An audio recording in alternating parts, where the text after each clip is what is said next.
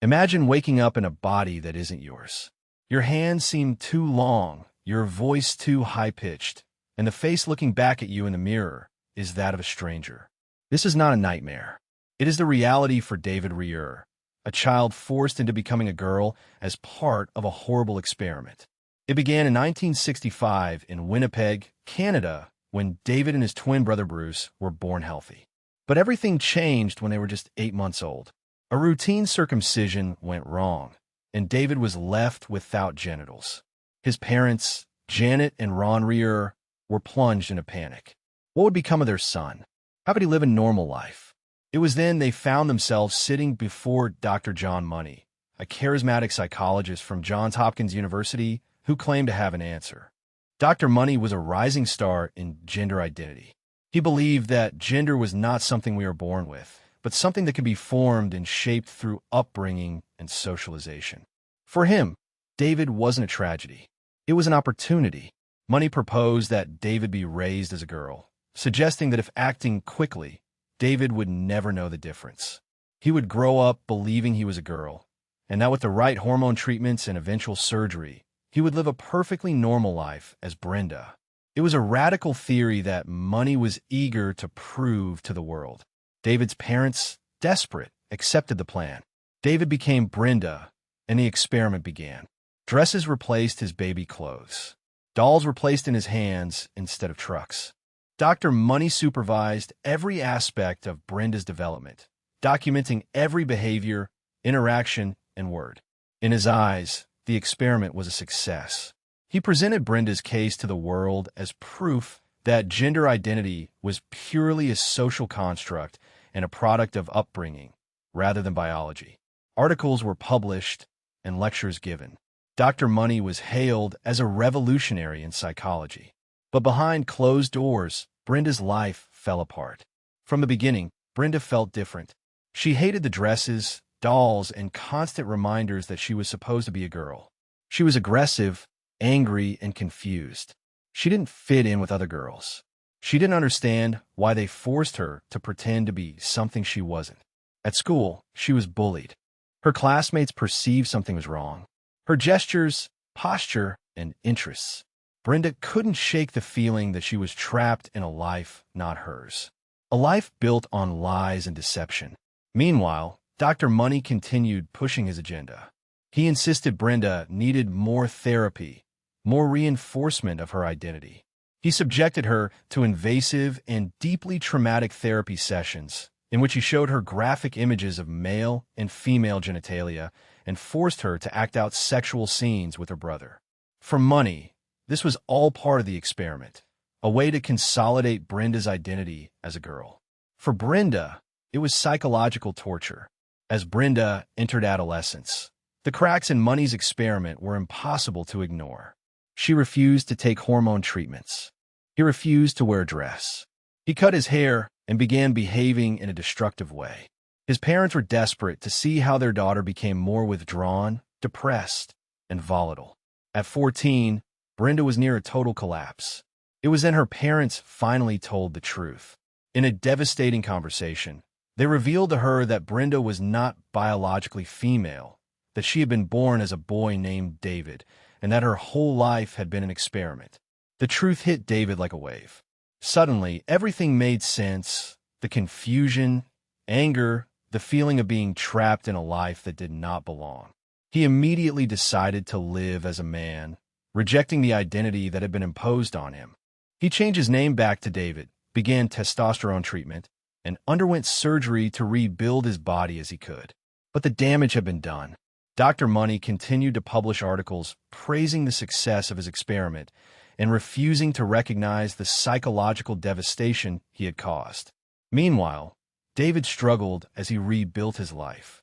He dropped out of school, struggled with depression, and endured years of psychological torment as he tried to recover the sense of self that had been stolen from him. In 2004, at 38, David Reimer took his own life. The years of trauma, confusion, and identity crisis took their toll. His death was a devastating reminder of the human cost of Dr. Money's experiment. Money, an experiment that was to prove that gender could be molded, controlled. Instead, he showed that identity is not something that can be forced, that human beings are not laboratory rats that can be manipulated in the name of science. The story of David Reimer is more than a tragic case of psychological manipulation. It is a warning, a chilling reminder of what can happen when science loses its humanity, when the desire to prove a theory outweighs the well-being of a human life. It is the story of a child whose identity was stolen, a man who was never given the opportunity to be himself, and a life that was sacrificed on the altar of a psychologist's ambition. The case of David Reimer stands as disturbing testimony to the dangers of scientific experimentation. It forces us to confront the limits of our understanding of identity, the ethics of intervention, and the horrific consequences of treating human beings as laboratory subjects. And it leaves us with one last unanswered question. How many more lives have been destroyed in the name of science? Because someone wanted to prove something? Imagine yourself tied to a chair, with your arms and legs tied tightly, while strobe lights flash in your eyes. You feel a needle piercing your skin, administering a substance that burns your veins like fire. The walls around you begin melting. The faces contort into grotesque shapes, and the line between reality and nightmare disintegrates. It's not a scene from some horror movie. It is MK Ultra, the CIA's most infamous mind control experiment. In the 1950s, the United States was mired in paranoia. The Cold War was in full swing, and fear of Soviet brainwashing dominated headlines. The CIA became obsessed with the idea that the human mind could be controlled, manipulated, even erased. Thus entered MKUltra, a top-secret project designed to explore the dark frontier of mind control. The plan was simple. Find a way to turn ordinary citizens into unconscious puppets controlled and programmed to fulfill the agency's wishes. And they would stop at nothing to achieve this. Dr. Sidney Gottlieb was the mastermind of the project. A chemist with a penchant for the bizarre, he became the CIA's confidant for chemical interrogations and mental manipulation. He believed that with the right combination of drugs, hypnosis, and psychological torture, a person's mind could be erased and reprogrammed from scratch.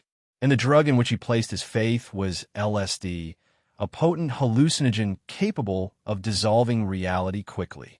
MK Ultra agents scoured streets for unsuspecting subjects. Mental patients, prisoners, sex workers, and homeless people became unwitting guinea pigs in horrific experiments. They were given massive doses of LSD, often without their consent or knowledge. Some were held in dark, unventilated rooms for days, their minds shattered as they experienced hallucinations. Others were tied to tables and forced to listen to repeated messages on loop, sometimes for days, until their sense of self disintegrated.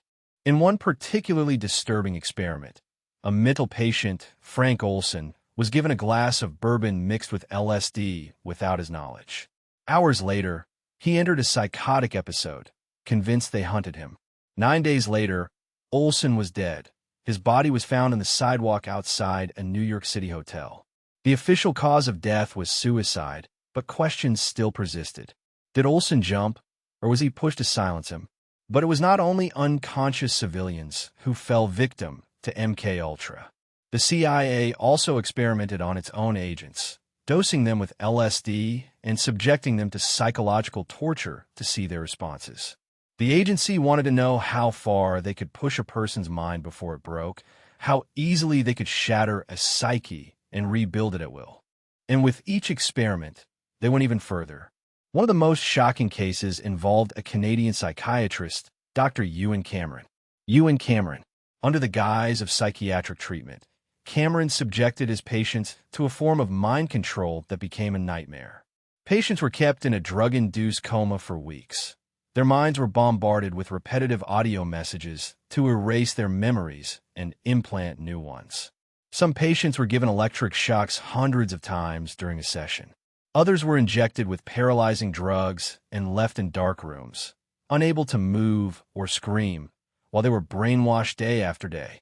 The goal was simple: erase a person's identity and replace it with a new one.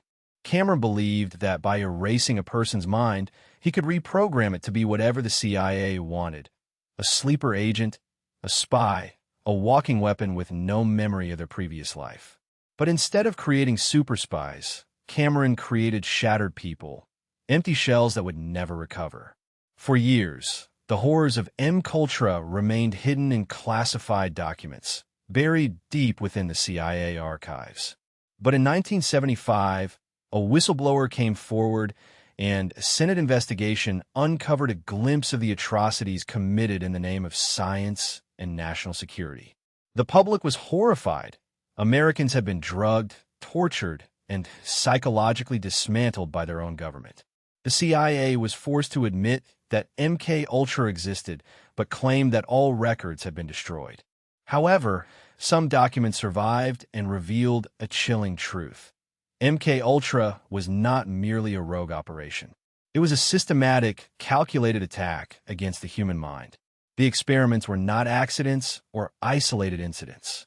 They were meticulously planned, carefully executed, and strategically covered up. The CIA knew exactly what it was doing and did it anyway. The effects of MKUltra lasted for decades. The victims suffered from crippling anxiety, severe depression, and irreversible psychological damage. Some never recovered their memories.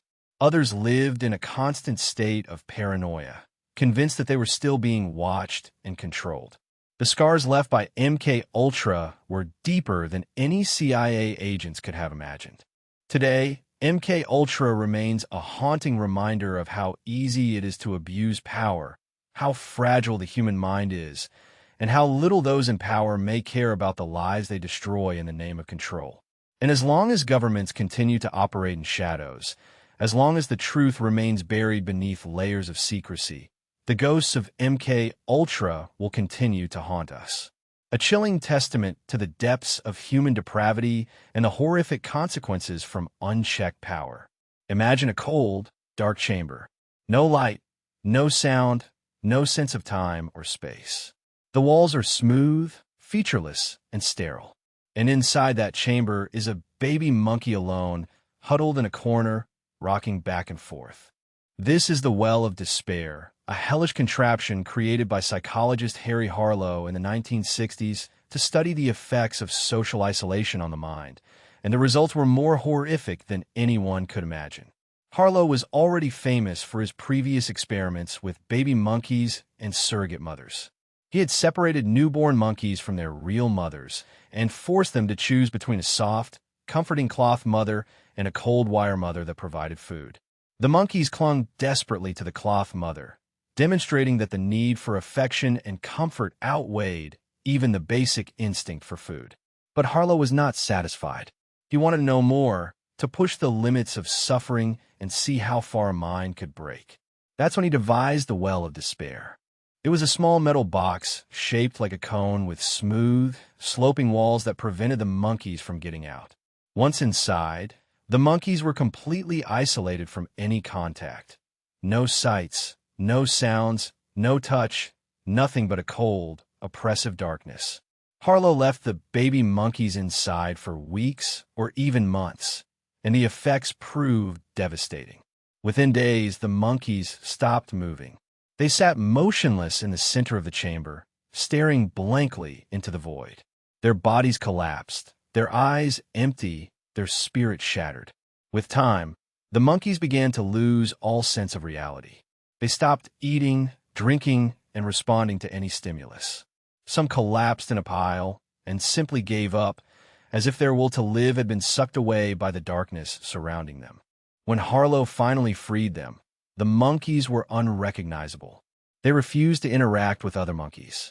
They refused to play, groom, eat, or mate. Some lashed out violently against any creature that approached them. Others simply sat in a corner rocking, trapped in a psychological prison of their own. Harlow had successfully demonstrated that prolonged isolation could lead to madness. But he wasn't finished yet. He wanted to see if the damage could be reversed. Could these shattered minds be restored? Could these broken creatures learn to love? To find out, Harlow introduced the isolated monkeys to others who had not been subjected to the pit. The results were tragic. The isolated monkeys cowered in fear, recoiling from any contact or attempt at interaction. When placed with potential partners, they became aggressive, biting and attacking instead of engaging in normal social behavior.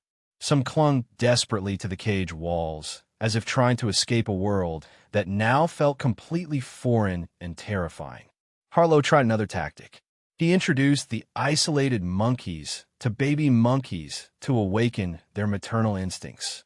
But instead of taking care of them, the isolated monkeys became violent. They bit, strangled, and even killed the young. It was as if they had forgotten how to be monkeys, as if they had lost even the last bit of empathy, connection, and humanity that had once existed in them. The scientific community was horrified.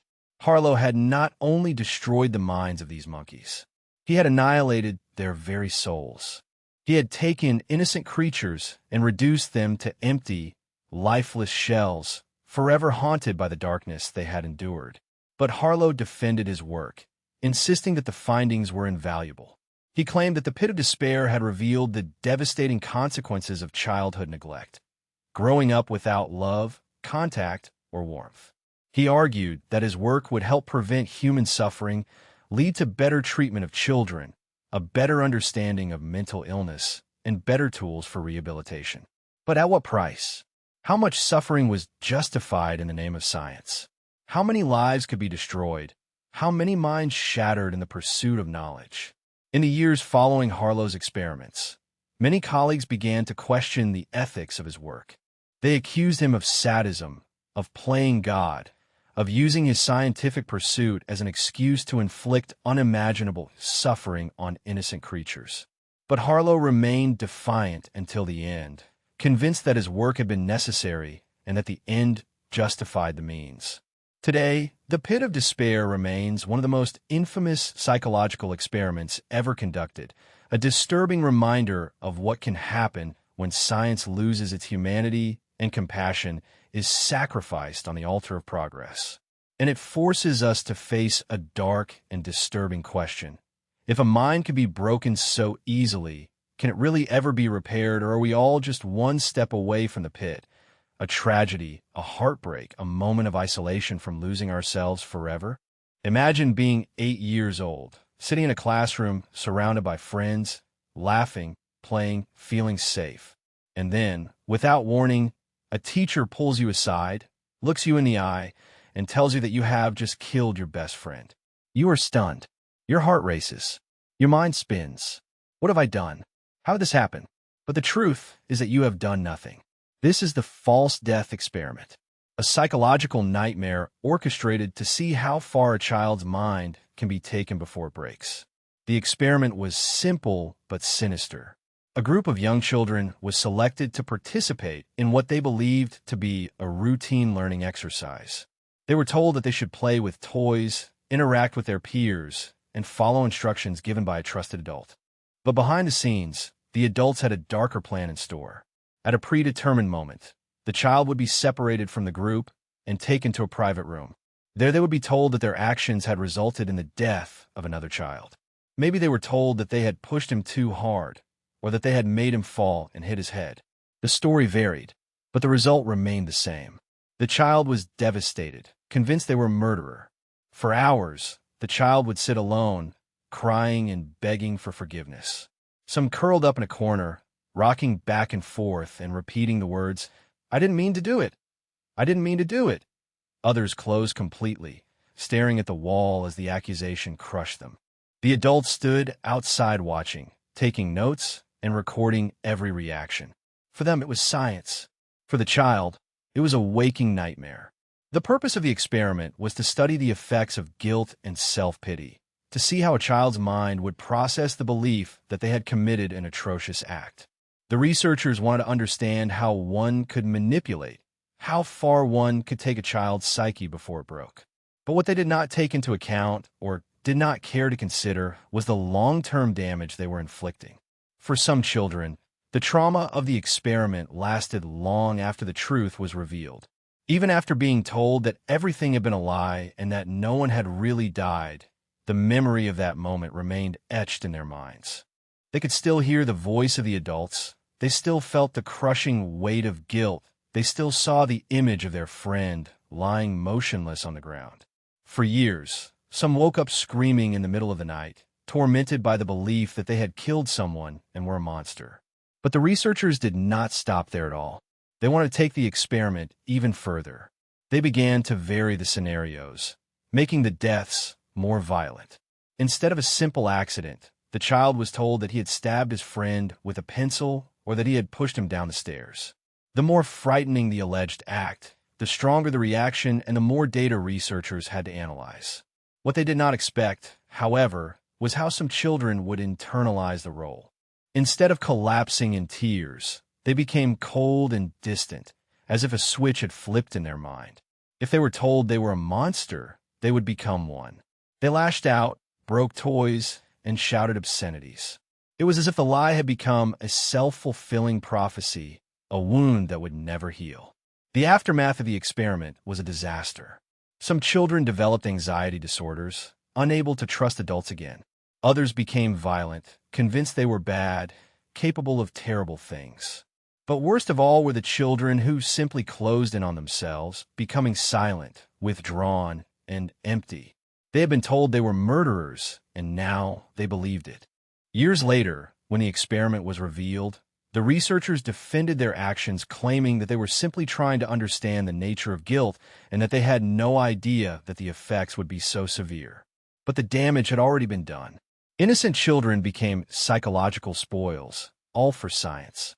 Today, the false death experiment stands as one of the most chilling examples of how far some researchers are willing to go to prove a point, and how the line between science and cruelty can be easily crossed. And it leaves us with a disturbing question. If a child can be convinced he is a murderer, what else can he be convinced of? And how many other lives have been destroyed by lies disguised as learning?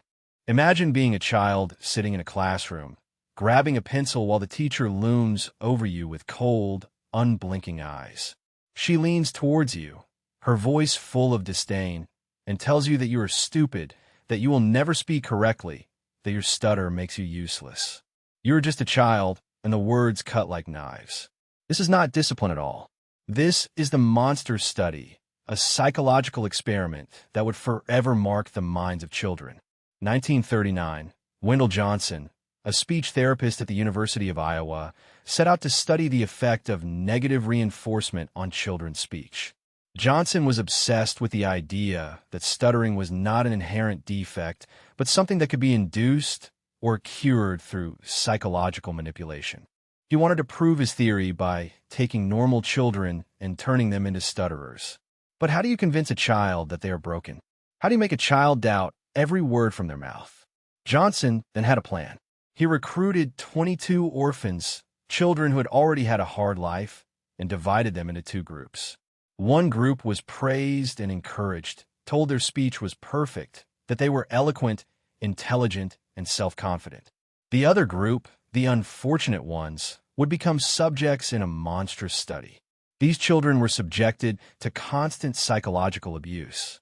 They were told that they had serious speech defects, that they were developing stutters, that their words were clumsy and strange. They were forced to repeat phrases repeatedly, and the experimenters scolded them for every perceived defect, for every small incorrect pronunciation. Some of these children had never stuttered before, but after weeks of constant verbal abuse, they began to stumble over words and fear speaking completely.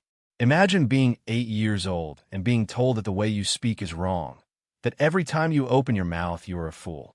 The children became shy. Their confidence eroded away. Their sense of identity shattered. They stopped raising their hands in class, stopped talking to their friends, stopped looking people in the eye. Some withdrew completely, and their personalities, once vivacious, were reduced to shadows of what they had been. The impact of the monster study did not end when this experiment ended. The damage persisted and haunted these children for years afterward. Some developed full-blown stutters, unable to shake the belief that they were defective, that they were broken. Others became socially anxious, terrified of speaking, convinced that every word they said was wrong. They grew up haunted by the echoes of those cruel and cutting words, carrying the weight of that trauma into adulthood. But perhaps the most terrifying aspect of the monster study was not what it did to the children. It was that Johnson never apologized afterwards. He never admitted to doing anything wrong at all. For him, they were just data, just numbers in a research paper, just a means to an end. He had proven his theory that stuttering could be induced through psychological manipulation alone. But at what cost? Years later, when the study finally came to light, the University of Iowa issued a public apology, acknowledging the horrific abuse inflicted on those children. But the damage had been done. Lives were ruined. They had been broken, all because a man wanted to prove something. Today, the monster study remains a chilling reminder of how easy it is to manipulate children, of how words can be used as weapons, of how trust can be shattered in the name of science. And it forces us to face a disturbing question. If words can be used to destroy a child's mind, what else might they be used for? And how many more children have been marked by the monstrous actions of those who claim to help them? Imagine entering a basement that has been transformed into a makeshift prison. The walls are covered with steel bars. The air is charged with tension now, and the only light comes from dim, flickering bulbs above. You're not a criminal here. You're not even a prisoner now. You're a college student who signed up for a psychology study, hoping to earn some easy money over the weekend. But within hours, you'll be screaming, crying, and begging for mercy. This is the Stanford Prison Experiment, one of the most infamous psychological studies ever conducted. A study that would reveal the darkness lurking in ordinary people. In 1971, Dr. Philip Zimbardo, professor of psychology at the University of Stanford, wanted to understand how the dynamics of power could transform people into monsters. He recruited 24 college students, all young, all male, all mentally stable. They were randomly assigned roles of guards or prisoners. The experiment was supposed to last for 2 weeks. It lasted only 6 days. The basement of the Stanford Psychology Building was turned into a mock prison. The prisoners were stripped of clothes, given a jumpsuit to wear, and assigned numbers. From that moment on, they were no longer John, Mike, or Steve. They were 8612 for 116 and 2093. Their identities were erased, their humanity reduced to numbers. Meanwhile, the guards were given uniforms, mirrored sunglasses, and batons. They were told to maintain order, establish authority, and keep the prisoners at bay. What happened next was a descent into madness. The guards, who only days before were normal and friendly college students, were transformed into sadistic supervisors.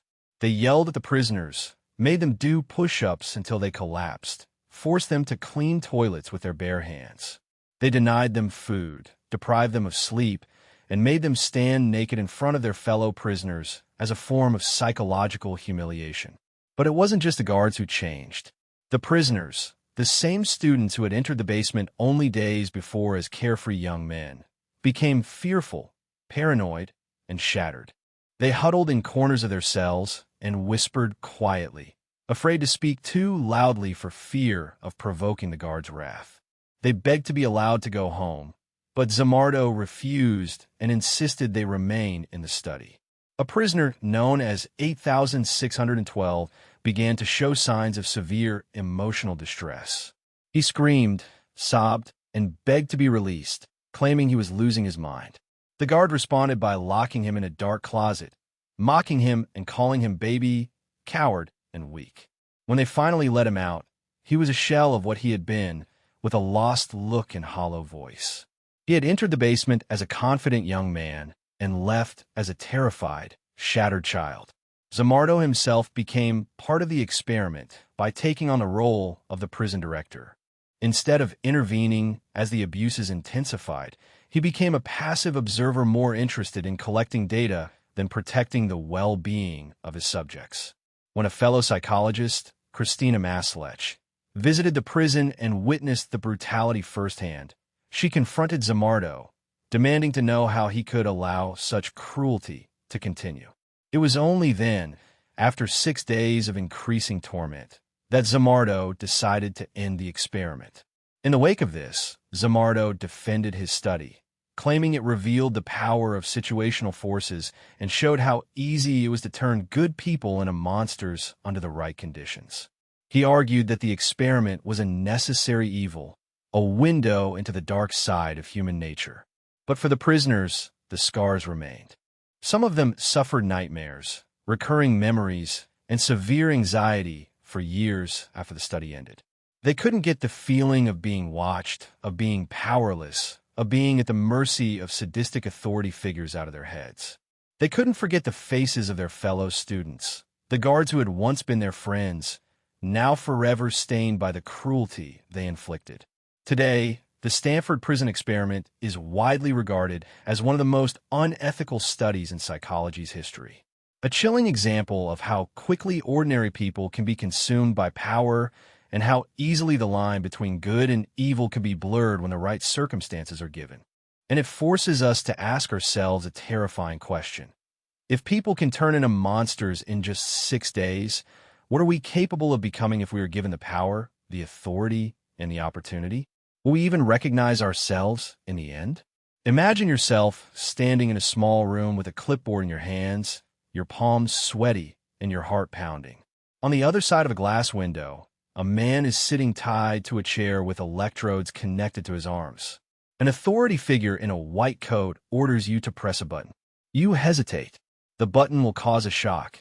You can hear the man's accelerated breathing. The man in the lab coat reassures you by saying, "The experiment requires you to continue." You press the button. The man in the chair shakes, grimaces, and lets out a high-pitched scream. You have failed, but the man in the lab coat simply nods. Please continue. This is the Milgram experiment, one of the most infamous psychological studies ever conducted, a study that would reveal the terrifying ease with which people can become instruments of cruelty.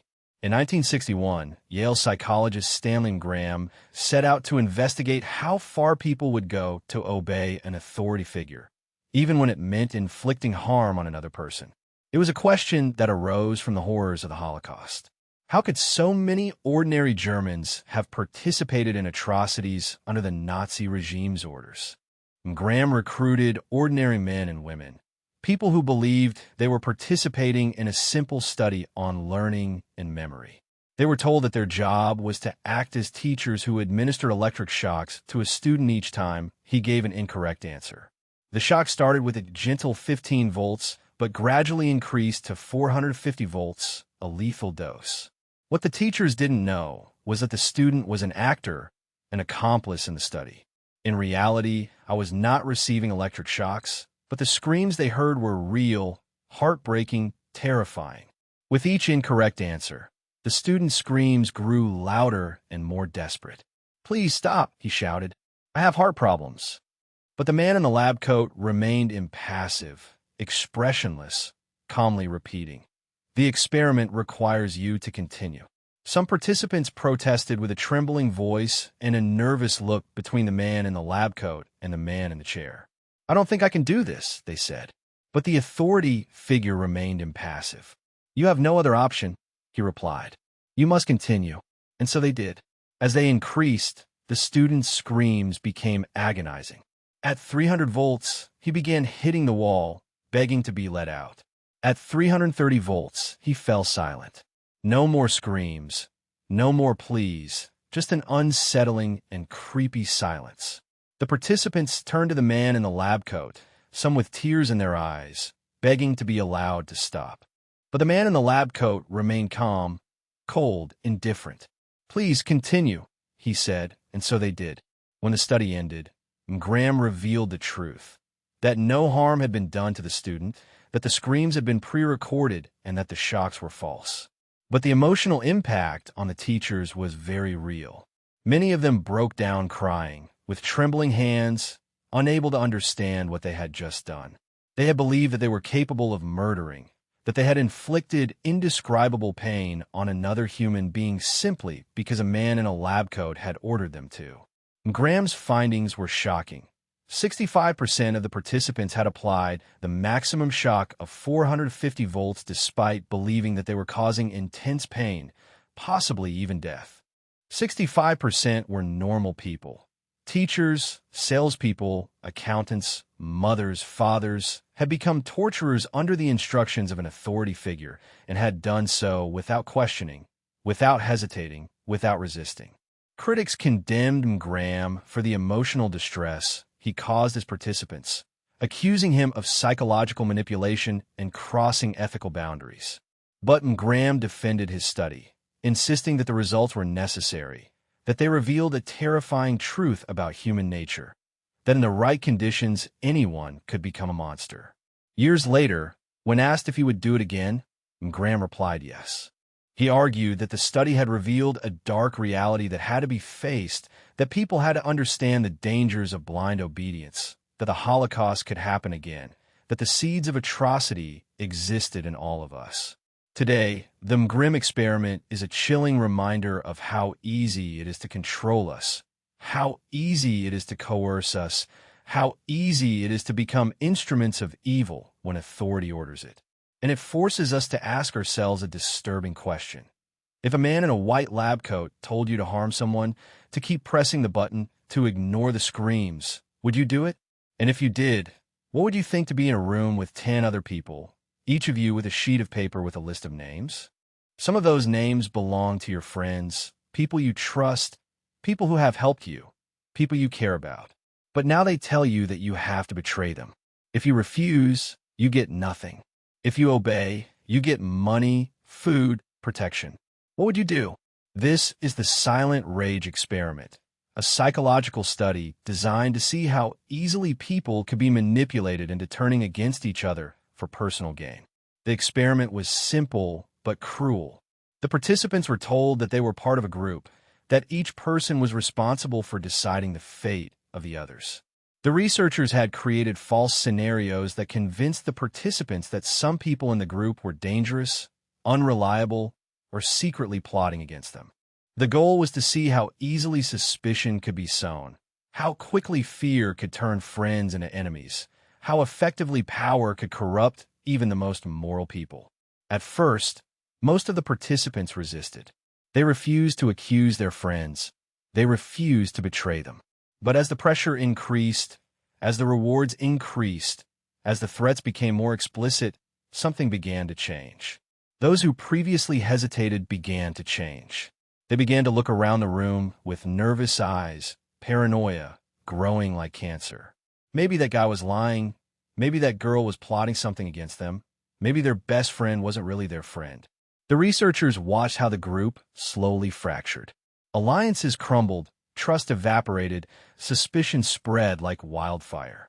The participants began accusing each other of imaginary crimes, pointing fingers, shouting, screaming. Some cried, insisting that they were innocent.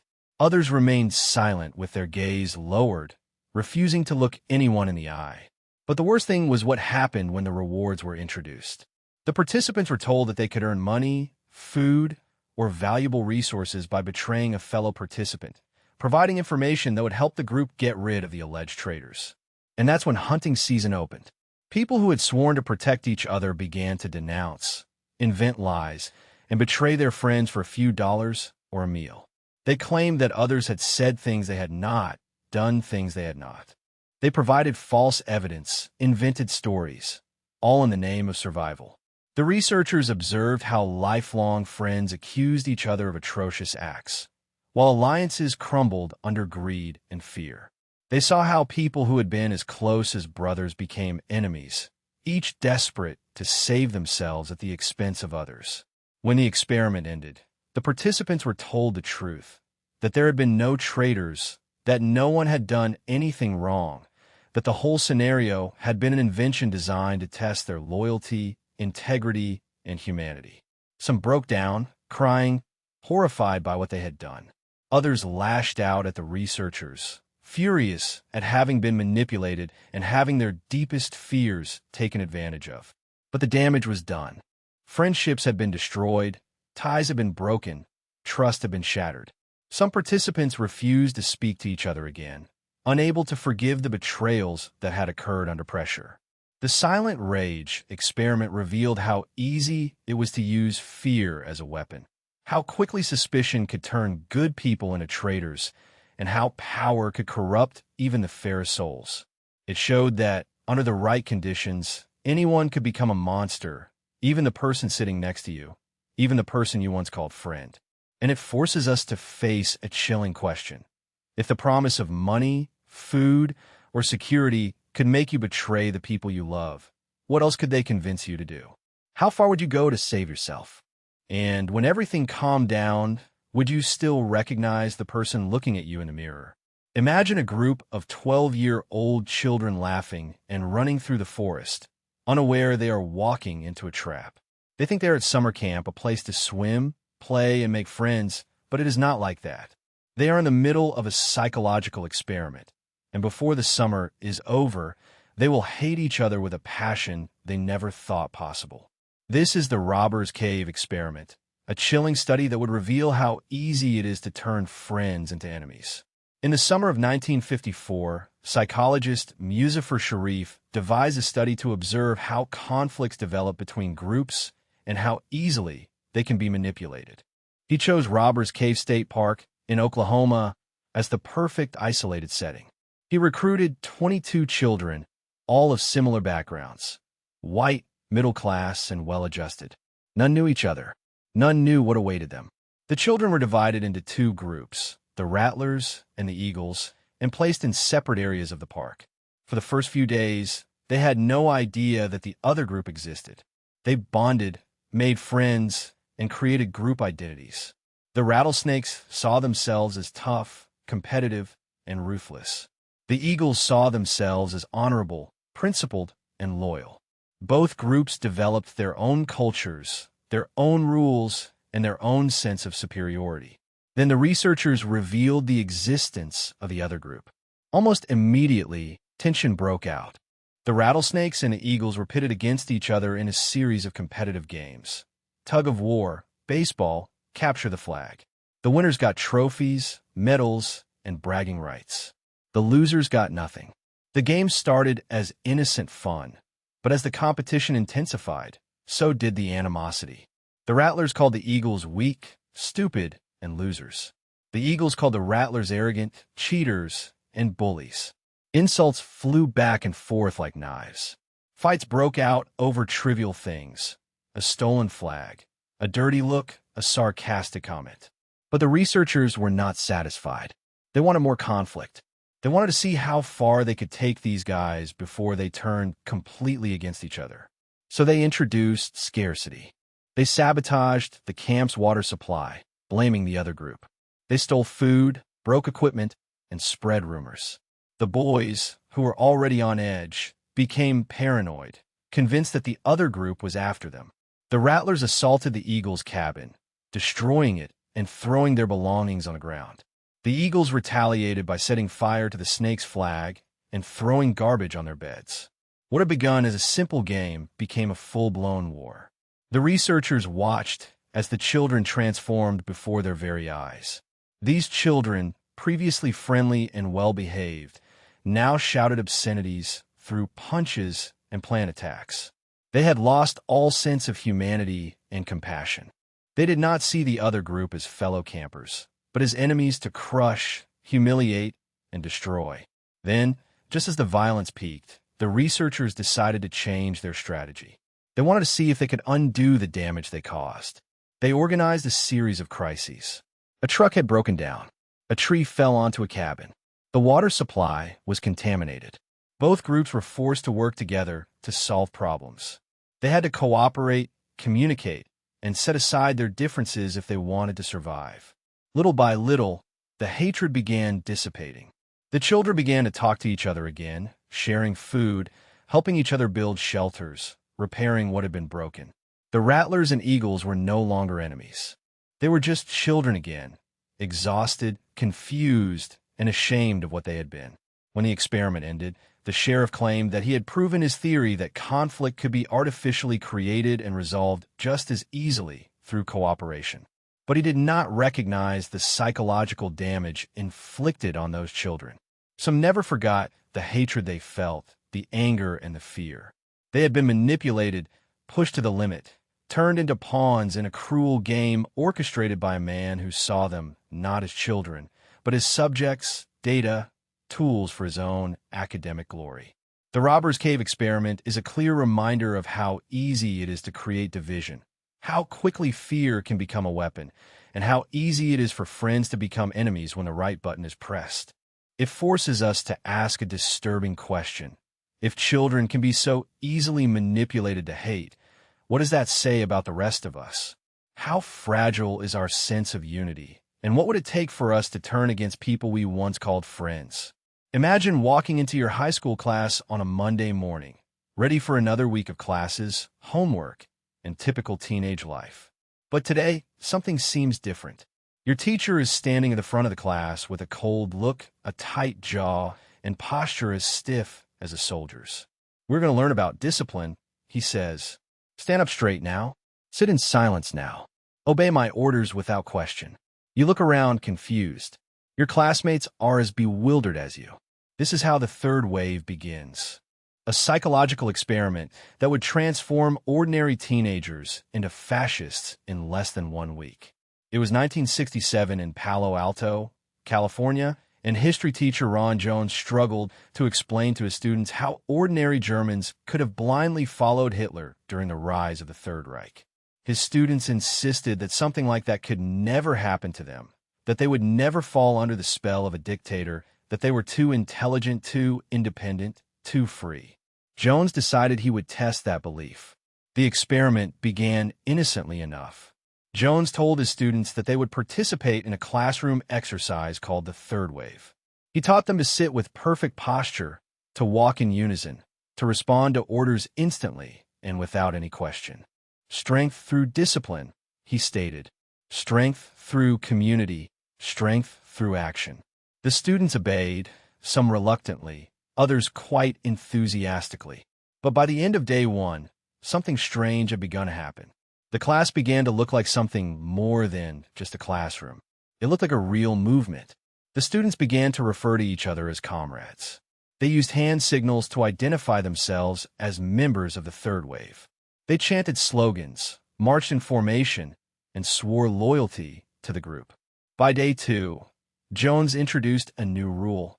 The leader is not questioned.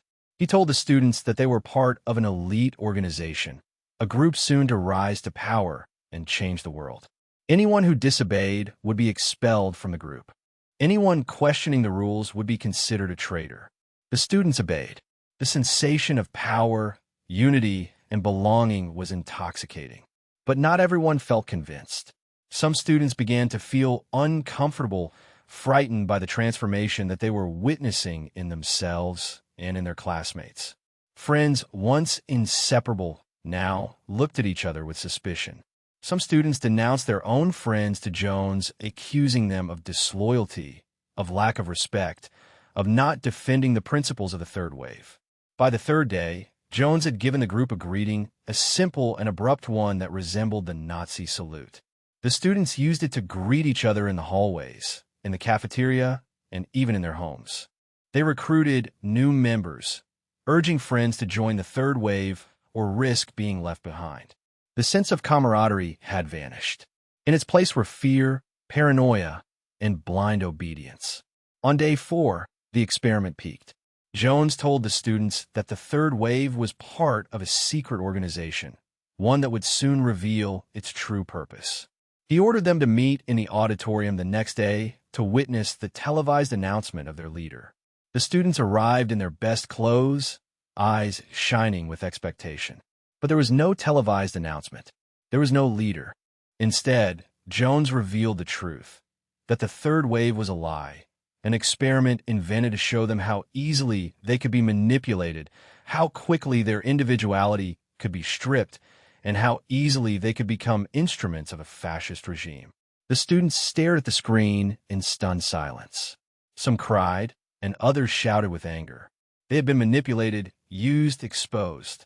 In just 5 days, Jones had taken a group of well-adjusted, average teenagers and turned them into fanatics willing to sacrifice their freedom, friends, and even their morals for the sake of belonging to something bigger than themselves.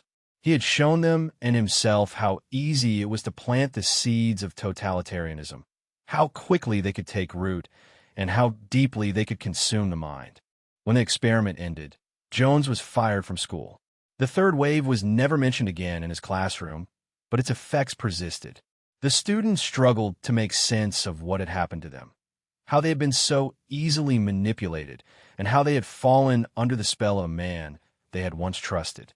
Today, the third wave is a chilling reminder of how easily democracy can be eroded, how quickly people can be convinced to abandon their principles, and how fragile the human psyche really is when faced with power, fear, and the allure of conformity.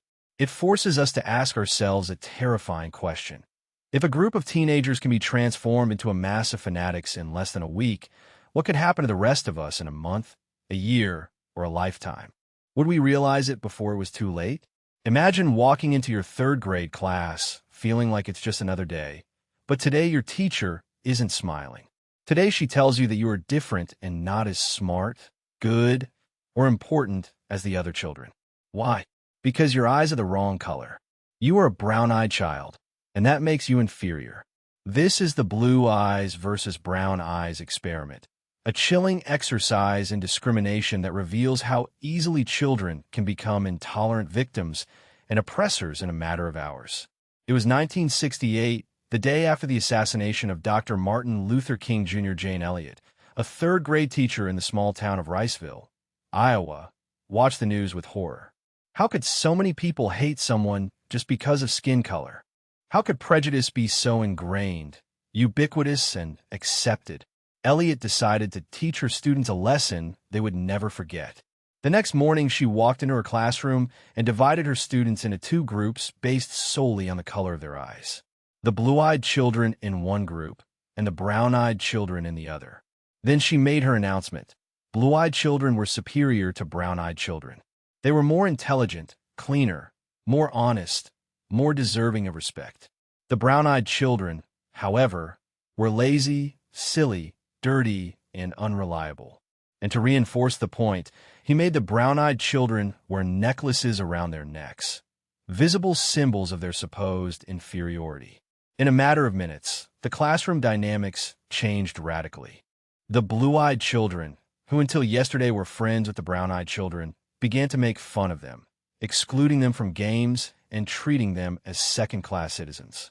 The brown-eyed children, who had entered the classroom feeling as safe as the others, now lowered their heads in shame, their shoulders slumped and their gaze lowered. Elliott observed how her students internalized their new roles.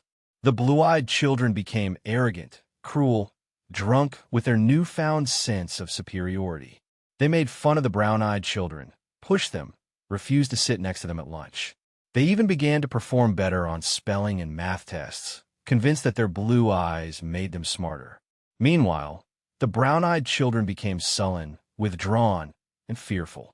They had trouble concentrating, made more mistakes in their assignments, stumbled over words they had known the day before. They were so consumed by their feelings of worthlessness that they could barely function. Then, the next day, Elliott changed the script.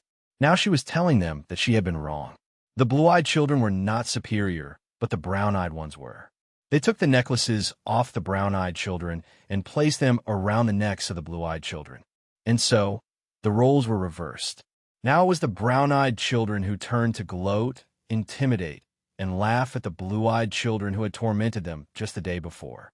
The blue-eyed children, now on the receiving end of the abuse, collapsed.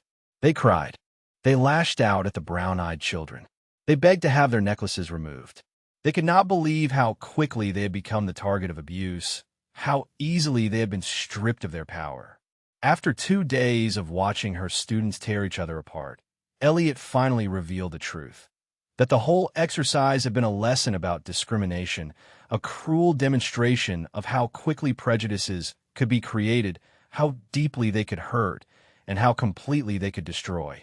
Some of the students were furious and accused Elliott of being cruel, of going too far. Others were ashamed, horrified by how easily they had been manipulated into treating their friends like garbage. But the lesson sank in. Decades later, those students would remember the blue-eyed versus brown-eyed experiment as the most powerful, most disturbing, and revealing experience of their lives. It showed them how easy it was to turn against each other, how quickly they could be made to believe in their own superiority or inferiority, and how easily prejudices could be planted and cultivated. Years later, Eliot would repeat the exercise with adults, with university students, and with company executives. The results were always the same.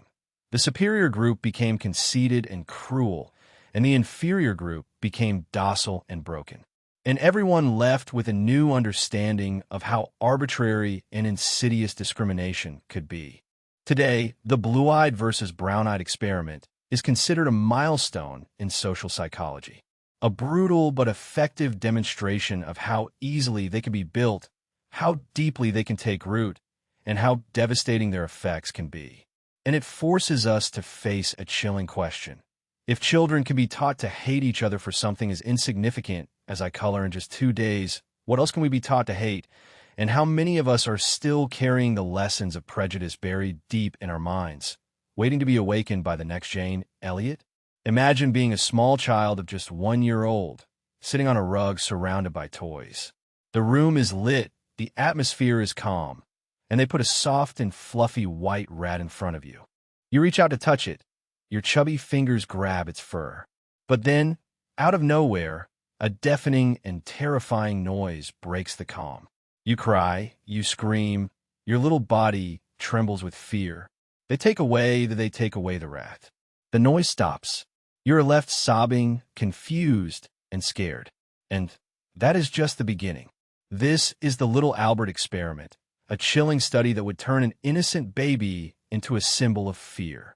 In 1920, psychologist John B.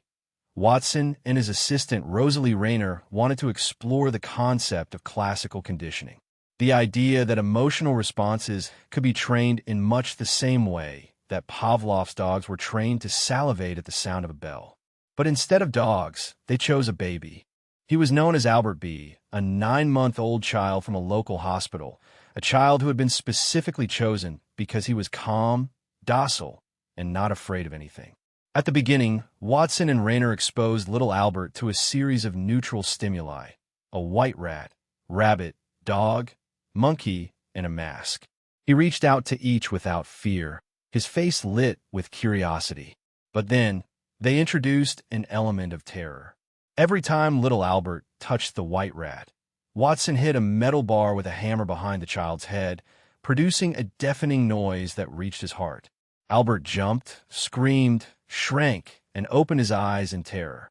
Again and again, Watson repeated this process. White rat, loud noise. White rat, loud noise, until little Albert's fear became automatic. Now, every time the white rat appeared, Albert began crying even before the noise sounded. The mere sight of the rat was enough to plunge him into panic. But it didn't just stop there. The fear began spreading, generalizing to anything white and furry. A rabbit, a dog, a Santa Claus mask, all of them now evoked the same response of terror. Little Albert was no longer just afraid of the rat.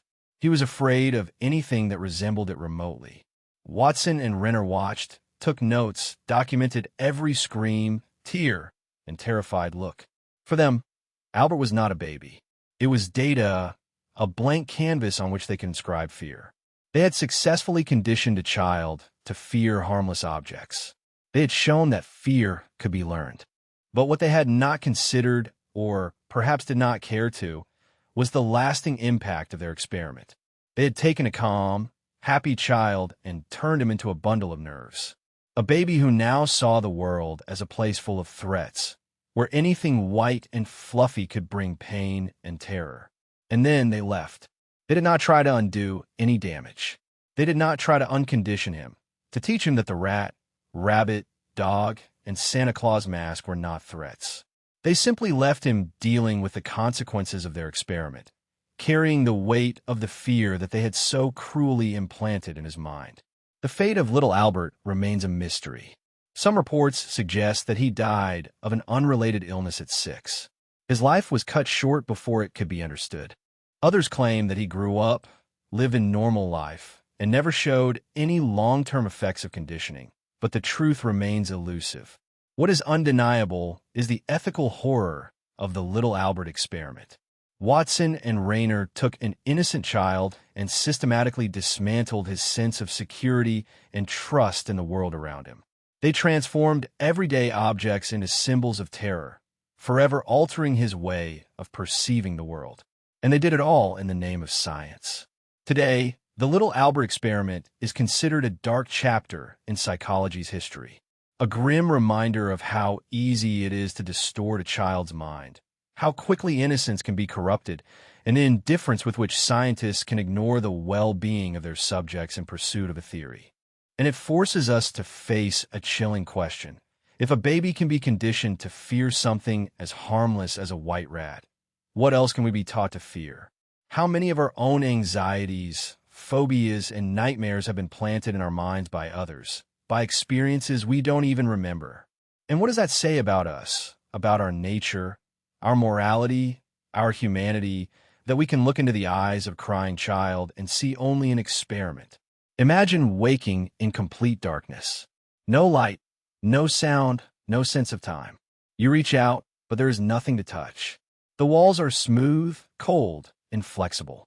You scream, but the sound only bounces back at you. A hollow echo. Days or perhaps hours pass. You can't know. Your mind begins to slip toward fracture. You're not sure if you are awake or dreaming, alive or dead. This is the abyss of despair, a chamber designed to break the human mind through total sensory isolation. In the 1970s, the field of psychology was still recovering from the work of Harry Harlow, the man who put baby monkeys in metal cages, depriving them of all contact, all affection, until they lost their minds. But Harlow was not the only one interested in the effects of isolation. Around that same time, a group of researchers decided to take the Harlow experiment to the next level. This time, using human subjects. The setup was simple but brutal. The volunteers were placed in small, featureless rooms, soundproofed and lightproof, without windows. There was nothing to see, nothing to hear, nothing to feel, no clocks, no windows, no way to mark the passage of time. The subjects were stripped of all sensory stimuli, alone with their thoughts. And those thoughts soon turned dark. Within hours, the first signs of psychological distress began to appear. The subjects began pacing, muttering to themselves, and scratching at the walls. Some tried to sleep, but the silence felt too intense, too oppressive. Others tried to stay awake for fear of what they might see if they closed their eyes. But, in time, the mind began to disintegrate. Time lost all meaning. Hours turned to days, days into weeks. The subjects began experiencing hallucinations, flashes of light, phantom voices, shadowy figures that weren't there. Some became convinced that they were being watched, that hidden cameras recorded their every move. Paranoia settled in, along with a crushing and inescapable loneliness. One man, after only 3 days of isolation, became convinced he was dead. He lay on the floor, his eyes open and staring at the ceiling, refusing to eat or speak, convinced that he was a corpse. Another began to scream, uncontrollably hitting the walls with his fists until they bled, desperate for any kind of sensation, any kind of human connection. But the researchers did not step in. They only watched, took notes, and recorded every moment of the subject's mental collapse. For them, this was science, an opportunity to understand the effects of extreme isolation on the human mind. For the subjects, it was a living nightmare, a descent into madness without escape. When the experiment finally ended, some of the subjects refused to leave their rooms. They had become so accustomed to the silence, the darkness, the isolation, that the outside world seemed too bright, too noisy, too overwhelming. Others emerged as empty shells, staring straight ahead, unable to process simple orders or speak, and unable to remember who they were. But the worst cases were those who carried the isolation with them. Even after being released, they became paranoid, convinced that they were still being watched. They heard phantom voices, saw shadowy figures, felt the walls closing in, even in open spaces. The experiment was over, but the despair had followed them home. Years later, when the study finally became public, the researchers defended their actions, insisting that the data they had collected was invaluable. They claimed that the experiment revealed the devastating effects of sensory deprivation and that it could be used to better understand isolation, helping to design safer interrogation techniques. But what they did not recognize was the human cost, the minds that had been shattered, the identities that had been shattered, the lives that had been ruined in the name of science. They had taken ordinary people, placed them in a box, and watched them fall apart. And why? For a few lines of data, some published articles, a few academic accolades. Today, the well of despair stands as a haunting reminder of how easy it is to fracture the human mind, how quickly isolation can erode the sense of self, and how fragile our grip on reality is. And it forces us to ask ourselves a terrifying question. If 3 days in the dark can drive a man to madness, what would a week, month, or year do? And if a mind can break so easily, how do we know if we are really sane or if the walls are a little too close, a little too tight, a little too dark for us to realize that we are already in the well? Imagine being trapped inside a cage. The floor is cold, hard metal. The walls are too high for climbing. You try to escape, but every time you move, a shock runs through you, sharp and inevitable. You scream, tremble, and take refuge in a corner. You try again, another shock, and another, until one day you stop. This is the learned helplessness experiment, a psychological study that would reveal how quickly a mind can be broken, how easily hope can be extinguished. In the late 1960s, psychologist Martin Seligman set out to study how animals respond to stress. He chose dogs as subjects, creatures known for their loyalty and their instinct to fight. But in Seligman's laboratory, there was nowhere to run. The configuration was simple. The dogs were placed in a box divided by a low barrier. On one side of the box, the floor was electrified. On the other side, it was safe. All the dogs had to do was jump over the barrier to escape the shocks. But before Seligman introduced the barrier, he did something far more sinister. He placed the dogs in harnesses in which they received repeated shocks without the possibility of escaping, without a way to avoid the pain. The shocks were random, unpredictable, relentless. The dogs moaned, barked, fought against their ties, but to no avail. The shocks kept coming no matter what they did. After hours of this torture, Seligman placed the dogs in the box with the barrier. Now they had the opportunity to escape. Now they had control over their destiny. But something strange happened. The dogs did not move. They lay on the electrified floor moaning, receiving the shocks without even trying to escape.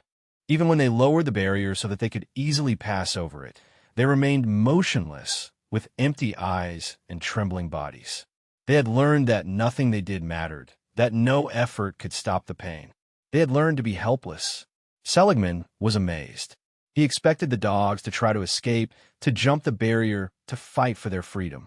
But instead, they simply stayed there lying down, accepting their destiny as if they were convinced that there was no point in trying, that suffering was inevitable, that escaping was impossible. Seligman called this phenomenon learned helplessness, the state in which a person or an animal becomes so conditioned to failure, to pain, to impotence, that they no longer even try to change their circumstances. It was a concept that would soon be applied to human behavior to explain why some people remain in abusive relationships, why some trauma victims refuse to defend themselves, why some prisoners of war give up all hope of escaping. But the true horror of the learned helplessness experiment was not what it revealed about dogs. It was what it revealed about humans. Seligman's findings would later be used by military interrogators, abusive spouses, cult leaders, anyone who wanted to break a mind to condition a person to accept pain, to believe that they were powerless, that they were trapped, that there was no way out. Imagine a prisoner in a dark cell without windows, chained to the wall, deprived of food, sleep, and human contact. Every time he asks for help, he is hit. Every time he screams, they ignore him. The days turn into weeks, the weeks into months. Soon he stops asking for help. He stops screaming. He stops fighting. He becomes silent, submissive, a shell of what he once was. He has learned that nothing he does is going to change things. He has learned to be helpless. The Seligman experiment was never intended to be a model of psychological torture, but that is precisely what it became. His findings were cited in training manuals for military interrogators, used to justify tactics designed to break prisoners, to strip them of all hope and convince them that resistance was futile. Years later, Seligman would try to distance himself from the darker implications of his work.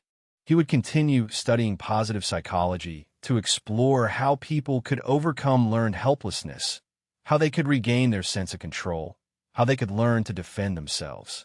But for many of his subjects, it was too late. Today, the learned helplessness experiment stands as a chilling reminder of how easy it is to break a mind, how quickly a spirit can be crushed, how deeply a person can be convinced that they are powerless, even when the door is wide open, even when the barrier is low enough to pass over. And it forces us to face a disturbing question. How many of us are still lying on the floor receiving the shocks, convinced that there is no way out?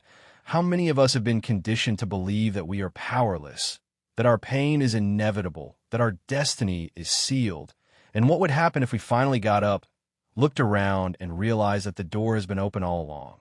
Would we go through it? Or would we stay in the cage with our eyes closed and our mind broken, too scared to hope for something more? Imagine you are walking down a busy street in broad daylight. There are people everywhere, shoppers with bags, children eating ice cream, couples holding hands, and then you hear it, a high-pitched and desperate scream. You turn your head and see a woman lying on the floor with a pool of blood around her. She is screaming for help, panting, with her eyes wide with terror. You are paralyzed. You look around. There are dozens of people watching, but no one is moving. No one asks for help. No one takes a step forward. You stay there paralyzed, waiting for anyone to do something, but no one does. This is the bystander effect, a chilling phenomenon that reveals how easy it is for us all to become indifferent to suffering when we are surrounded by other people. The story that inspired the study is as tragic as it is disturbing. In 1964, Kitty Genovese, a 28-year-old bar manager, was brutally attacked, raped, and murdered in front of her apartment in Queens, New York. According to initial reports, 38 people heard her screams, saw her struggle, and watched her killer return to finish the job, yet did nothing. No one called the police, no one intervened, no one tried helping. The case became a national sensation, a symbol of urban apathy, a chilling reminder of how easy it is for people to turn a blind eye to violence when they believe someone else will intervene. Psychologists John Darley and Bibb Latané wanted to understand why. Was it really indifference that prevented people from helping? Or was there something deeper, more insidious at play? They devised a series of experiments to find out.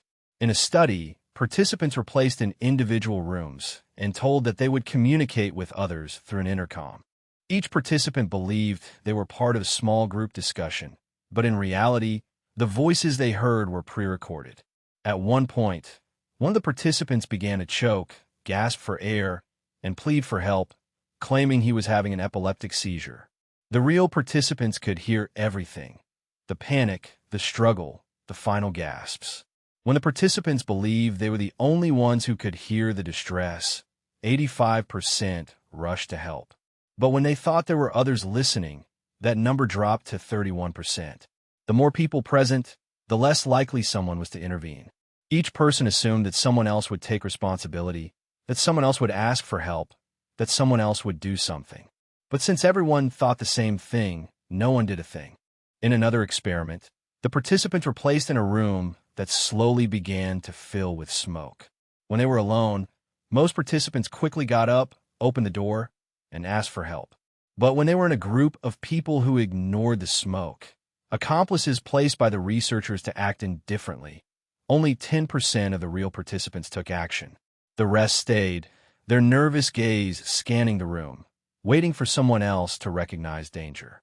The results were clear. The presence of other people blurred responsibility, creating a psychological buffer that allowed people to convince themselves that they did not have to act. Someone else will help, they said to themselves. Someone else will take care of it. And in that moment of hesitation, in that split second of indecision, lives can be lost.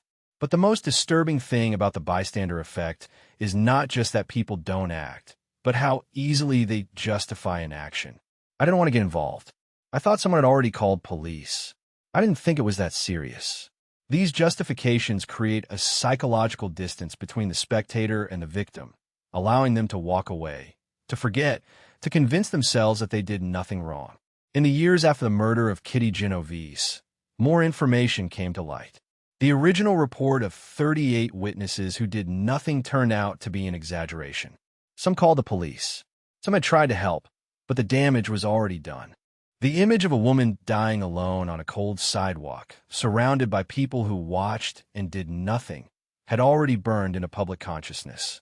Today, the bystander effect reminds us of fear and how easily we can convince ourselves that someone else will do the right thing, so we don't have to. And it forces us to face a terrifying question. If you were walking down that street, if you saw that woman lying on the ground with a pool of blood under her, gasping, surrounded by a crowd of people who do nothing, would you stop? Would you help her? Or would you keep walking looking ahead, telling yourself that someone else will intervene, that someone else will do what you do not dare to do? Imagine walking into a psychiatric hospital, sitting in front of a doctor, and telling him that you hear voices. They are weak. You say they are barely audible, but they keep repeating the same empty, hollow, deaf words. You feel nervous, vulnerable, like an imposter. You know what you are saying isn't true. You know you are not mentally ill, but the doctor does not know it. He listens, nods, scribbles on his clipboard, and in a matter of minutes, you're interned, locked up with real patients, real diagnoses, real suffering. This is the Rosenhan experiment, a chilling study that exposed the terrifying flaws in psychiatry. In 1973, the psychologist David Rosenhan recruited 8 sane people, including himself, to infiltrate psychiatric hospitals throughout the United States. His instructions were simple. Report that they heard voices, that the voices said empty, hollow, and thud, and nothing else. Beyond that, they were to behave completely normally, without other symptoms, strange behaviors, or signs of mental illness. The goal was to see how quickly they would be diagnosed and how long it would take doctors to realize they were faking. The results proved shocking. All 8 were diagnosed with serious psychiatric disorders, most commonly schizophrenia, and admitted to psychiatric hospitals. Once inside, they stopped acting, no longer reported symptoms, and behaved completely normally. But instead of being released, they were held for days, weeks, even months. The shortest stay lasted 7 days. The longest was 52 days. During their hospital stay, Rosenhan and the other patients took notes documenting everything they saw and experienced. But even their notes were interpreted as a symptom of their supposed illness. The patient is dedicated to writing obsessively. A doctor wrote, "The patient seems to harbor delusional thoughts." Another noted, "Whatever they did, everything was misrepresented to fit the diagnosis." The real patients, however, were not fooled. They realized that the pseudo-patients did not belong there, that they were not really mentally ill. "You're a journalist, right?" asked a patient. "You're here to investigate the hospital." But the doctors and nurses remained oblivious to everything, seeing only what they expected to see: schizophrenia, psychosis, mental illness. The Rosenhan experiment did not end when the pseudo-patients got released. Once the study was published, it caused shock within the psychiatric community. The hospitals were outraged and insisted that such deception could never happen again. A prestigious hospital challenged Rosenhan, claiming they could easily detect fake patients if he dared send more. Rosenhan accepted and reported that in the following 3 months, he would try sending new pseudo-patients to infiltrate their pavilions. During the next 90 days, the hospital staff identified 41 possible imposters, declaring with complete certainty that they were imposters and that they had caught Rosenhan's accomplices in the act. But Rosenhan had not sent anyone, not a single person. The hospital had mistakenly identified dozens of real patients as imposters, demonstrating how unreliable their diagnoses were. The Rosenhan experiment was a devastating blow to the field of psychiatry, revealing how easy it was to deceive doctors, How quickly they labeled normal behavior as pathological, how easily they dismissed the words and experiences of their patients. It exposed a system more interested in pigeonholing people into diagnoses than truly listening to them. A system in which, once labeled mentally ill, everything you did, every word, every action, every thought was seen through the prism of that diagnosis. But the consequences of the experiment went beyond simple shame.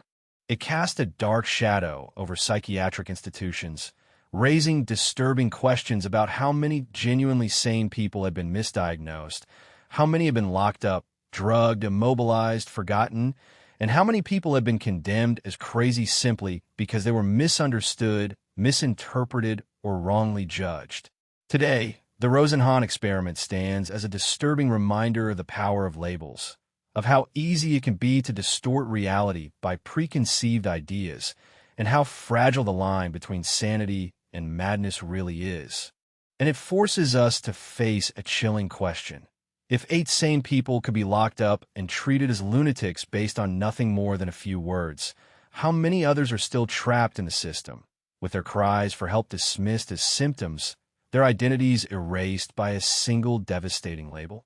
And if you were in their place, how would you prove that you're not crazy when no one believes you to begin with? Imagine being a newborn with eyes barely open, looking for warmth, comfort, a mother's embrace. But instead of warm arms, you find cold, unyielding wire. Instead of soft skin, you feel metal rods pressing your little hands. You cry in search of love, security, anything that feels familiar. But there is nothing, only the cold, lifeless form of a wire mother.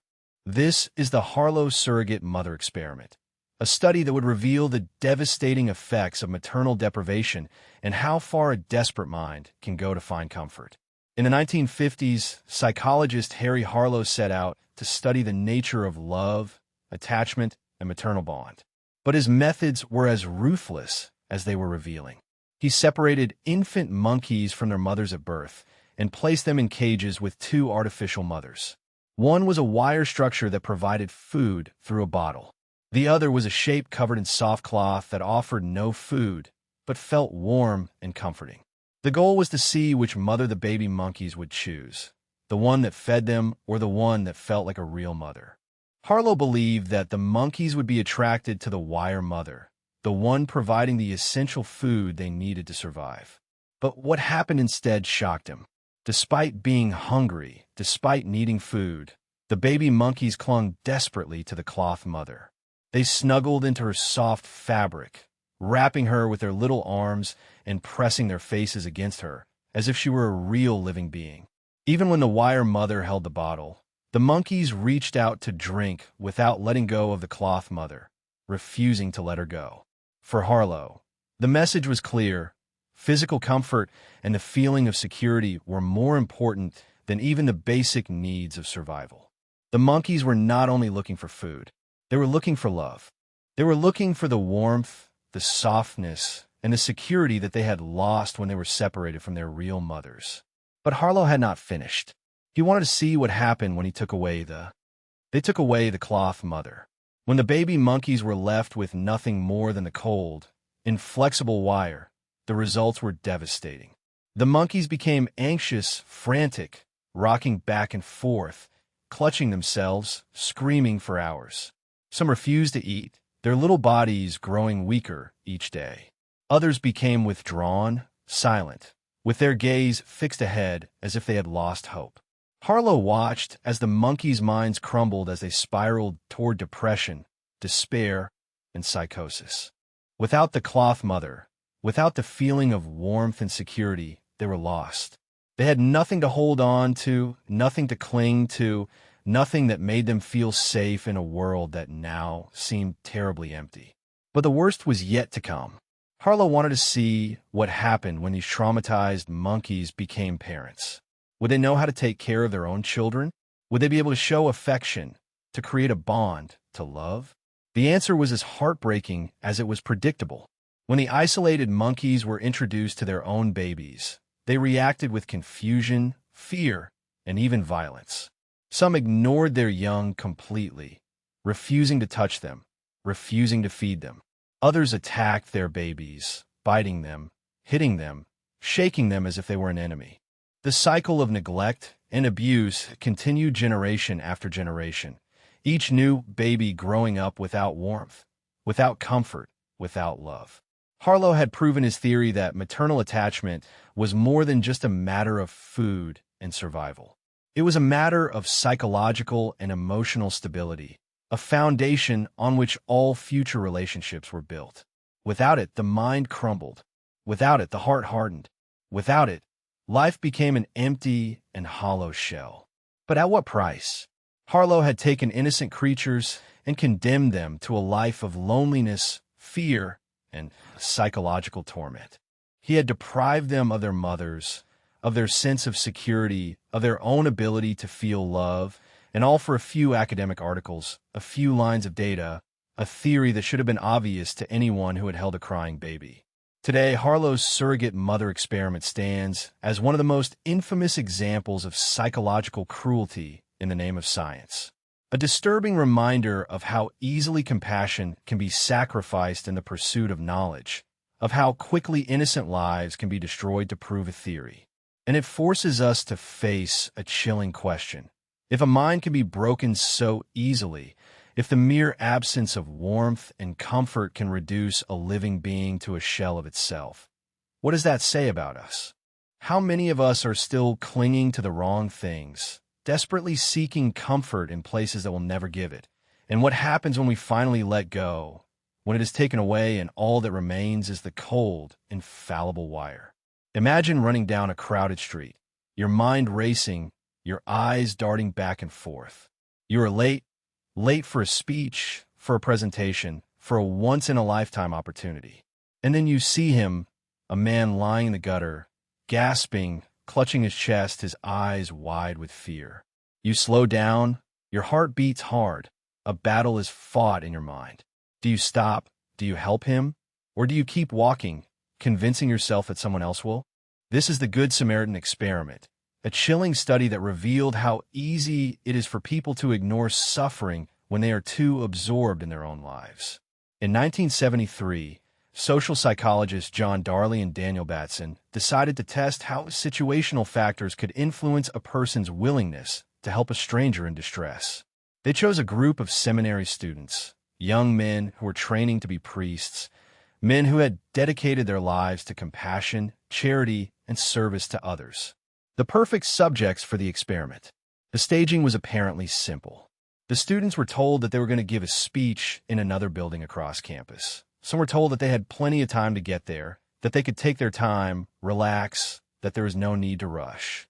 Others were told that they were already late, that they had to hurry, that people were waiting for them, that they could not afford to waste a second. But on the way to the other building, the students encountered a man slumped in a doorway, coughing, gasping, clutching his chest as if he were suffering a heart attack.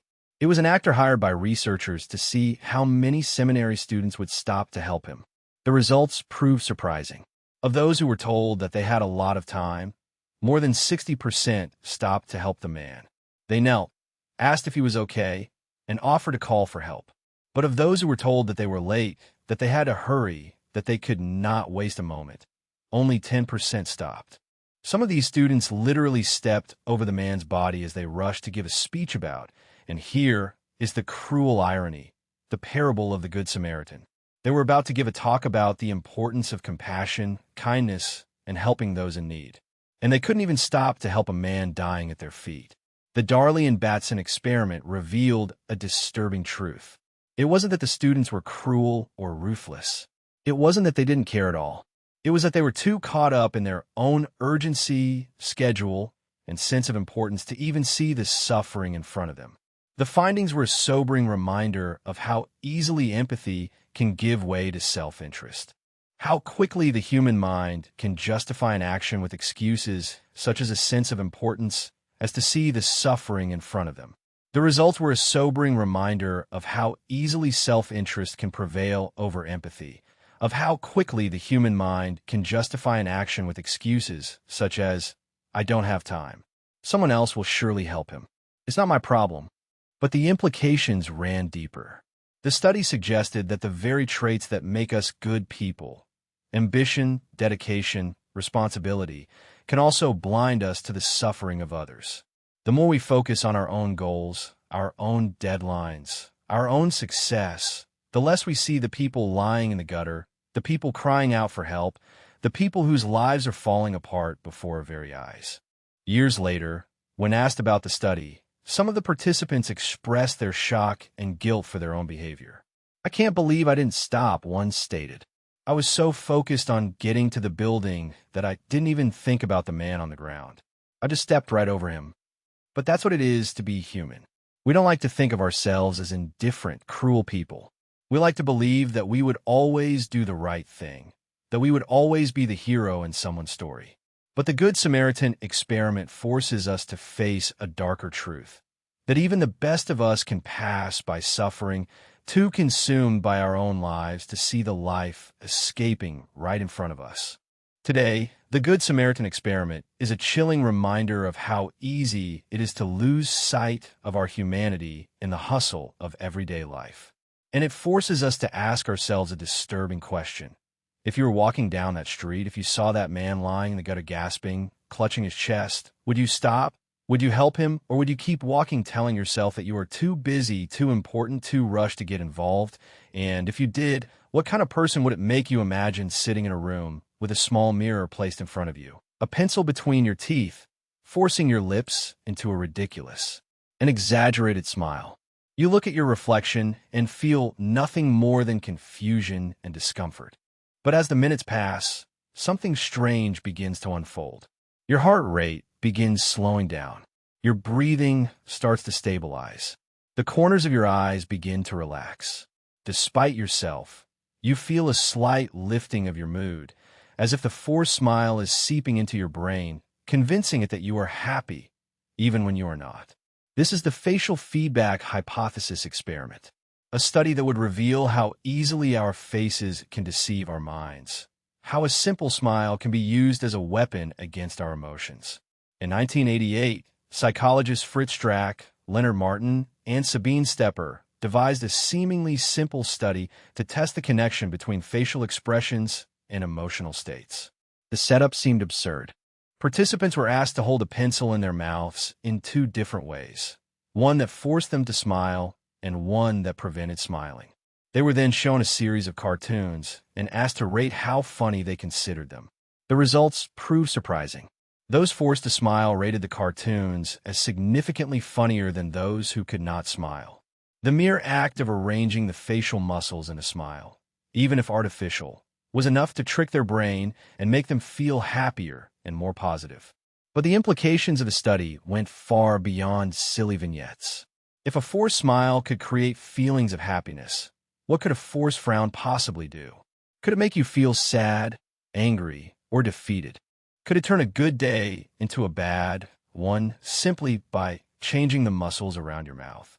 Subsequent studies took the experiment even further, exploring how different facial expressions could influence not only mood, but also perception, memory, and decision-making. The participants who were made to frown reported feeling more anxious, more suspicious, and more critical of people around them. Those who were made to frown became more aggressive, more impatient, and more likely to lash out at others. The conclusions were clear. Our faces were not only passive reflections of our emotions, but active participants who sent signals to the brain, altering how we felt, thought, and behaved. The smile on our lips could convince us that we were happy even when our hearts were broken. The frown on our brow could convince us that we were angry even when we had no reason to be. Our faces were not just mirrors. They were manipulators that shaped our reality, bending our perceptions, controlling our minds. But the darker implications of the facial feedback hypothesis went largely unnoticed. If our faces could be used to influence our emotions, could they also be used to manipulate them? Could a forced smile be used as a tool of control, as a way to suppress anger, stifle dissent, and keep people passive, docile, and submissive? In some workplaces, employees were instructed to put on a happy face, to greet all customers with a smile, and to maintain a cheerful attitude, no matter how they felt. Retail workers, flight attendants, call center operators all had to hide their true emotions behind a mask of forced positivity. And, as studies showed, that mask not only affected the way others perceived them, it also affected the way they perceived themselves. Forcing yourself to smile day after day, hour after hour, could create a disconnect between what you felt and what you expressed. A cognitive dissonance that could lead to emotional numbness, exhaustion, and even depression. You could be drowning in debt, struggling to keep your head above water, dying inside. But as long as your lips were curved in that artificial and empty smile, you were telling your brain that everything was fine, that you were happy, that there was no reason to feel what you felt. Years later, Fritz Strack would try to replicate his original study, but the results were inconsistent. Critics claimed that the effects of facial feedback were exaggerated, that the original findings had been overstated, that the whole concept was little more than a psychological illusion. But regardless of whether the pencil-in-mouth study was flawed, the underlying message remained chillingly relevant. Today, the facial feedback hypothesis serves as a disturbing reminder of how easily our minds can be deceived by our own bodies. How quickly a forced smile can become a mask that we cannot remove.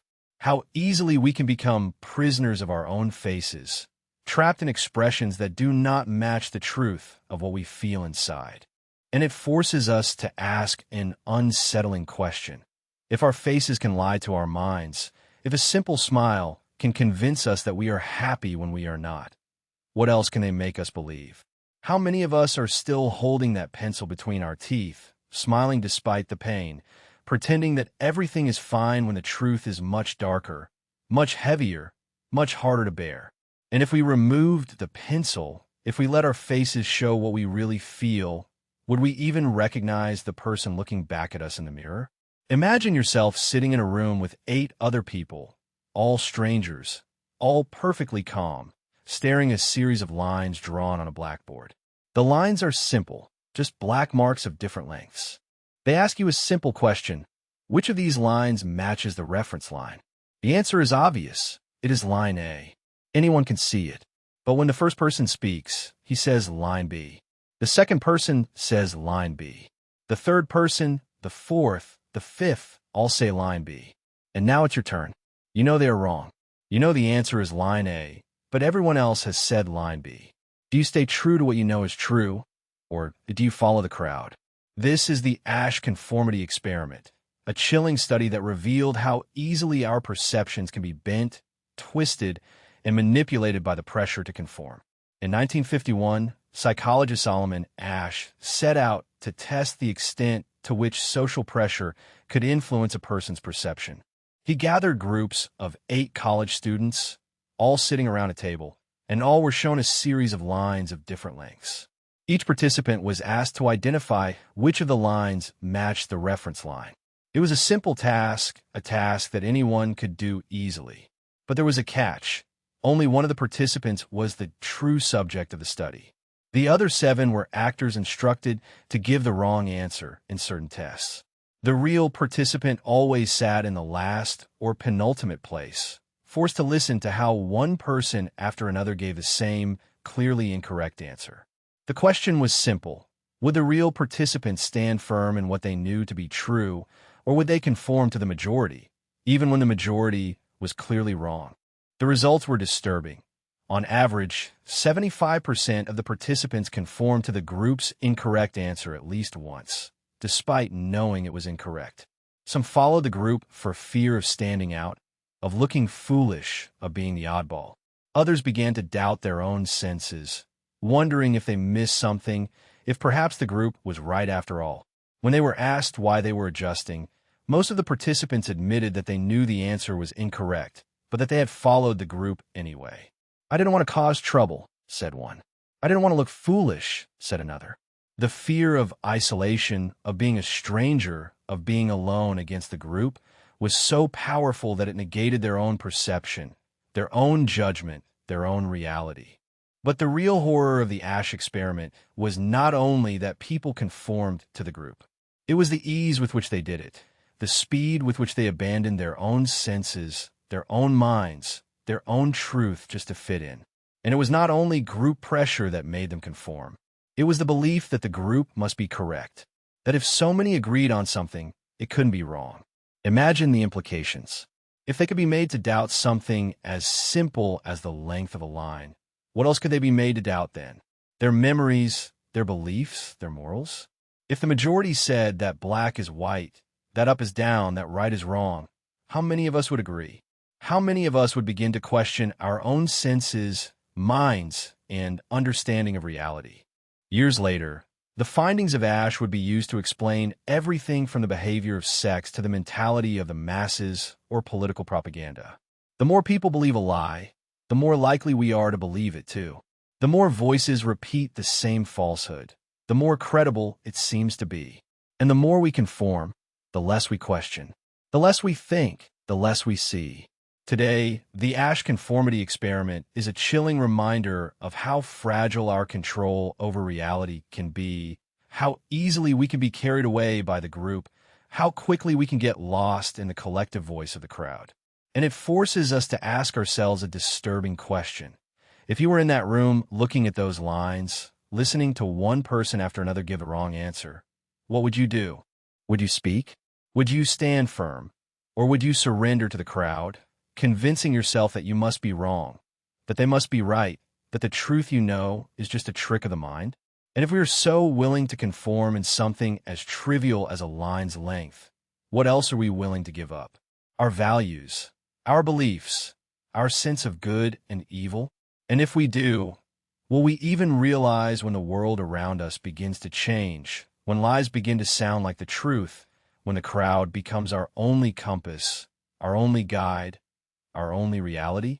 Imagine being a child barely able to read, sitting in a small, dimly lit room while an adult looms over you with cold, unblinking eyes. Say it again, the adult demands. You try to speak, but your words stumble, falter, break like fragile glass. Look at the adult, says in a voice full of disdain. You can't even speak well. You sound ridiculous. You lower your gaze, your cheeks burning with shame and your heart pounding with fear. This is the monster study, a psychological experiment that would not only destroy a child's confidence, but leave scars that would last a lifetime. In 1939, Wendell Johnson, a speech therapist from the University of Iowa, became obsessed with the idea that stuttering was not a neurological defect, but learned behavior. He wanted to prove that stuttering could be induced, that children could be made to believe that they were broken, and that that belief alone would be enough to shatter their ability to speak.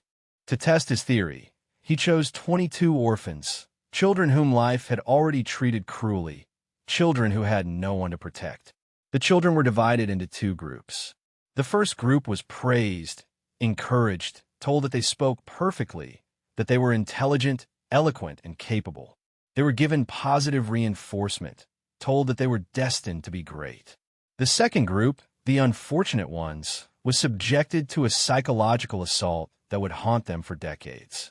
Day after day, the children in the second group were told that they had speech defects, that they were developing stutters, that their words were confused, clumsy, and embarrassing. Even when they spoke clearly, the researchers shook their heads, frowned, and told them to try again, but this time without sounding like a fool. Every word they spoke was scrutinized, criticized, mocked. Imagine being 8 years old and told that the mere act of speaking, something you had done effortlessly your whole life, was now a source of shame. Imagine trying to say your own name and being told that you're doing it wrong, that your words are incorrect, that you were wrong. The children became anxious, self-conscious, fearful of opening their mouths. Their hands trembled. Their eyes darted around the room in search of a security that never came. Some children who had never stuttered before began to stumble over their words. Others became so anxious that they stopped talking altogether, retreating into a shell of silence. The fear of ridicule, of being labeled stupid, became a prison from which they could not escape. And meanwhile, the researchers observed, took notes, and documented each stutter, pause, and tremor in their voices. For some children, the experiment ended when the study concluded. For others, it never did. Decades later, when the experiment was finally revealed, some of the victims dared to speak, with their voices still trembling, for the same insecurity that they had been instilled when they were children. They described how they had grown up unable to speak in public, unable to look into eyes, unable to trust their own voices. A woman who was only 5 years old during the study said she had lived her whole life with a knot of fear in her throat, fearing judgment, ridicule, and humiliation every time she opened her mouth. "I still hear their voices," she said, her eyes full of tears. "I still hear them telling me that I'm not good enough." Wendell Johnson never apologized. For him, the children were just data, pieces of a puzzle, sacrifices on the altar of his theory. He had shown that stuttering could be induced by psychological manipulation, that fear and shame could rob a child of the ability to speak, that words could be used as weapons. But at what cost? Today, the monster study is considered one of the darkest chapters in the history of psychology. A chilling reminder of how easily children can be manipulated, how quickly trust can be destroyed, how deeply a single cruel phrase can reshape a mind, and forces us to face a disturbing question. If a few words can turn a child into a stutterer, what else can words do? How many of us are still carrying the weight of words spoken decades ago? Words that were never intended to hurt, but left scars anyway. And if those words were whispered in our ears when we were too young to understand, too young to defend ourselves, can we ever free ourselves from them? Or are we all children sitting alone in that dark room, waiting for someone to tell us that we are finally good enough? Imagine being locked inside a dark and damp cell. The walls are lined with metal bars, and the floor is cold and unforgiving. You're not a criminal, not even a prisoner. You are a university student who enrolled in a psychology study, hoping to earn some quick money over a weekend. But now you're screaming, crying, begging for mercy. You bang on the cell door, shouting, "I want to get out, I want to get out." But the guards only laugh and tell you to shut up. They insult you and mock you as if you were nothing. This is the Stanford Prison Experiment, a psychological study that would reveal the terrifying ease with which ordinary people can become monsters. In 1971, Dr. Philip Zimbardo, professor of psychology at Stanford University, set out to study how power dynamics could corrupt even the most normal people. He recruited 24 university students, all young and mentally stable. Half were assigned a role of guards. The other half became prisoners. The basement of the Stanford Psychology building became a makeshift prison with cells, barred doors, and surveillance cameras. What began as a controlled study quickly turned into a psychological nightmare. The guards, dressed in military-style uniforms and mirrored sunglasses, were given absolute power over the prisoners and exercised that power mercilessly.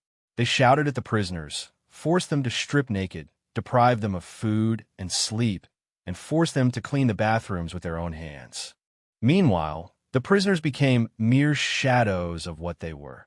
They stopped using their names and referred to themselves only by the numbers assigned to them. They huddled in their cells, rocking back and forth with empty eyes and trembling voices. They began to believe that they were criminals, that they deserved the abuse, and that they were less than human. A prisoner known only as 8612 suffered a complete mental breakdown just 36 hours after the study began. He screamed, sobbed, and begged to be released. "I can't stand it anymore," he shouted, banging his fist against the walls. The guards laughed. Zimbardo, who played the role of superintendent of the prison, refused to intervene. He had become too immersed in his own study, blind to the suffering that he was causing. For 6 days, the mistreatment intensified. The guards became more sadistic, ruthless, and monstrous. They locked the prisoners in solitary confinement for hours. They forced them to clean the toilets with their hands. They forced them to simulate sexual acts as a form of humiliation. The line between role-playing and reality blurred until it was impossible to tell who was really in control. When the experiment finally ended, Zimbardo defended his actions, insisting that he had revealed the darkness that lies within us all, that he had shown how easily power could corrupt and how quickly ordinary people could become monsters. But the damage had already been done. Both the participating guards and the prisoners were traumatized, with their minds marked by the horrors that they had inflicted and endured. Years later, Some of the former guards expressed shame and disbelief at their own behavior. "I can't believe what I did," one said. "I treated those boys like animals, and for what? A psychology study." Some of the prisoners continued to suffer nightmares, recurring memories, and paralyzing anxiety. They could not get out of their heads the feeling that they were still trapped in that basement, still being watched, and still being controlled. Today, the Stanford Prison Experiment is a disturbing reminder of how easy it is for power to corrupt, how quickly good people can become villains, how easily we can lose ourselves when we are given a badge, a uniform, and permission to be cruel. And it forces us to face a terrifying question. If you were in that basement, if you were given a guard uniform and absolute power over another human being, what would you do? Would you maintain your humanity or become the monster you never thought you could be? If you're still here, listening, wondering what you would have done, be sure to subscribe so you don't miss the next session. Because the human mind is a dark, twisted place, and we are only beginning to scratch its surface. Imagine being a child barely able to speak, lying in a crib, looking at a ceiling you don't recognize. The room is unfamiliar. The faces around you are strange. You are crying, desperately seeking comfort, warmth, the mother you no longer remember. But no one comes. No one hugs you. No one reassures you. This is what remains of the little Albert experiment, a psychological study that turned a baby into a symbol of fear, abandoning him to a life of uncertainty, confusion, and relentless terror. In 1920, psychologist John B. Watson and his assistant Rosalie Renner carried out one of the most infamous experiments in the history of psychology. They conditioned a 9-month-old baby named Albert to fear a harmless white rat by pairing it with a loud, terrifying noise. Over time, Albert's fear generalized to anything white and furry: rabbits, dogs, even cotton balls. The baby's innocent world had been transformed into a minefield of terror. But what happened after the experiment ended? What became of the child whose mind had been twisted into a web of irrational fear? Watson and Rayner never bothered to decondition Albert. They never tried to undo the psychological damage they inflicted. They simply left, leaving the child to his fate. For decades, Albert's identity remained a mystery. He was nothing more than a footnote in a psychology textbook, an anonymous victim of academic ambition. But in the early 2000s, researchers set out to discover the truth. They reviewed hospital records, birth certificates, death certificates, anything that could lead them to the real little Albert. Their search led them to a child named Douglas Merritt. Douglas was born in the same hospital where the experiment was carried out, and his mother had worked as a wet nurse, making him the perfect candidate for the Watson study. But the truth was even darker than anyone imagined. Douglas was not just a healthy baby subjected to a cruel experiment. He was a sick child with developmental delays who suffered from severe neurological disorders. Watson had chosen him precisely because he was vulnerable, because he could not defend himself, because his mother was poor and desperate and in no position to refuse. Once the experiment was over, Douglas's life took a tragic turn. His mother struggled to take care of him, unable to cope with his growing fear, his constant crying, his inability to relate to other children. Douglas's fear of everything white and fluffy persisted, turning even everyday objects into sources of terror. He would shrink at the sight of rabbits, scream at the sight of Santa Claus, and shrink whenever someone gave him a stuffed animal. The fear that Watson had implanted in his mind had taken root, becoming stronger, deeper, and darker with the passage of years. And then, at the age of 6, Douglas died of hydrocephalus, a condition that causes fluid to build up in the brain and leads to severe neurological damage. Watson never acknowledged the damage he had caused. He went on to become a successful advertising executive, using the same conditioning techniques he had perfected in Albert to manipulate consumers and make them buy products. He never apologized, never expressed remorse, never admitted that he had destroyed a child's life in the name of science.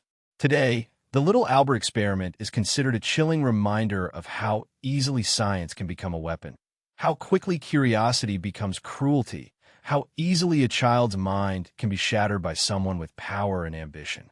and it forces us to face a disturbing question. Disturbing question: if a baby can be conditioned to fear the things that once gave him comfort, a rabbit, a dog, a toy, what else can we be conditioned to fear? How many of us are still carrying the ghosts of the fears that were implanted in us when we were children, fears that we never asked for, fears that we never deserved?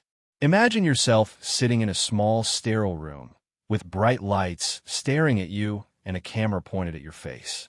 A man is standing in front of you holding a clipboard, with an expressionless face and cold eyes. "We need to see how you really feel," he says. "We need to capture your true emotions." He tells you to smile, to frown, to make a face of surprise, of disgust, and of fear. You try with all your might, contorting your face to adopt the expressions he asks of you. But then he puts a live rat in your hands and hands you a knife. "Decapitate it," he says. This is the Landis facial expression experiment, a study that would reveal how easily morality can be overridden by authority, how quickly a person can be convinced to betray their own conscience. In 1924, psychologist Carney Landis was fascinated by the concept of universal facial expressions. He wanted to know if people showed the same facial expressions in response to different emotions: joy, fear, disgust, surprise. He recruited a group of university students, placed them in a small, brightly lit room, and painted black lines on their faces to better capture their expressions. The first part of the experiment was simple. Landis asked the participants to make faces that corresponded to specific emotions: a smile for happiness, a grimace for disgust, wide eyes for fear. But the second part was completely different. Landis wanted to provoke genuine, unfiltered emotional reactions. So he subjected his participants to a series of increasingly disturbing stimuli. They were shown pornographic images, exposed to foul odors, and forced to touch raw, slimy frog intestines. Landis watched their faces, taking photographs of every shudder, every grimace, every spasm of discomfort. But it was not enough. Landis wanted to see something truly visceral, something raw, something real. So he handed each participant a live rat and a large knife. "Decapitate it," he said. For science, some of the participants hesitated, their hands trembling and their eyes wide with disbelief. They looked around the room for some indication that it was a joke, that they were not really expected to kill a living being. But Landis remained impassive, with the clipboard in his hand and the camera ready to capture every flash of emotion. One by one, the students obeyed. Some closed their eyes, clenching their teeth as they lowered the knife. Some sobbed as they cut through the flesh and bones, their faces contorted by horror, disgust, and self-hatred. Others could not do it, their hands frozen in the air, unable to commit the act. But Landis did not care. He simply took the knife, decapitated the rat himself, and moved on to the next participant. When the experiment was over, Landis examined the photographs for patterns, similarities, universal expressions of fear, disgust, and horror, but found none. The expressions were of all kinds. Some grimaced in fear, others in sadness, others in anger or confusion. Landis had not proven anything except that people could be convinced to do horrible things under the guise of science. Years later, some of the participants spoke of the trauma they had experienced. They described feeling trapped, powerless, coerced into committing acts that violated their moral codes, acts they never thought they were capable of doing. They spoke of sleepless nights, of images of blood and bones passing through their minds, of the overwhelming feeling of shame that persisted long after the experiment was over. Landis never apologized. For him, the participants were just data points, just subjects in a study, just faces frozen in time. He had failed to find the ones he was looking for, but he had discovered something much more chilling: how easily a person's moral compass can be overridden by the words of science. Today, the Landis facial expression experiment is a disturbing reminder of how easily we can be manipulated into committing acts of cruelty. How quickly we can be convinced to do the unthinkable when someone in authority assures us that it is for the greater good. And it forces us to face a terrifying question. If a man in a white coat told you to kill a defenseless creature, if he told you it was necessary, If he told you it was for science, would you do it? Would you raise the knife? Would you close your eyes and try to forget? Or would you refuse, even if everyone around you watched? Even if the man with the folder writes your name as a failure, a coward, a subject who refused to comply? And if you refused, would you be strong enough to live with the consequences? Or would you continue to hear the sound of the knife cutting bone? Would you continue to feel the weight of the rat in your hands? Would you continue to see your own face frozen in time, captured forever in a photograph that no one will ever see? Imagine being taken to a room lit with cold, fluorescent light. A man in a white lab coat greets you with a folder in his hand and an indecipherable expression. "We are conducting a study on memory and learning," he says as he hands you a stack of papers. "Your job is to administer shocks to the person in the next room. Each time they answer a question incorrectly, the intensity of the shocks increases with each wrong answer." Hesitantly, you look through the glass window at the man in the other room, a man with cables tied to his arms and a nervous look. "Are the shocks real?" you ask. The man in the lab coat does not blink. "The experiment requires you to continue," he says. This is the obedience to authority experiment, a chilling modern recreation of the infamous Milgram study, a study that would reveal how little we have learned since the 1960s. In the decades after the original Stanley Milgram experiment, psychologists revisited the concept of obedience to authority and conducted new studies to see if people today would still inflict pain on a stranger simply because an authority figure asked them to. The results were as disturbing as predictable.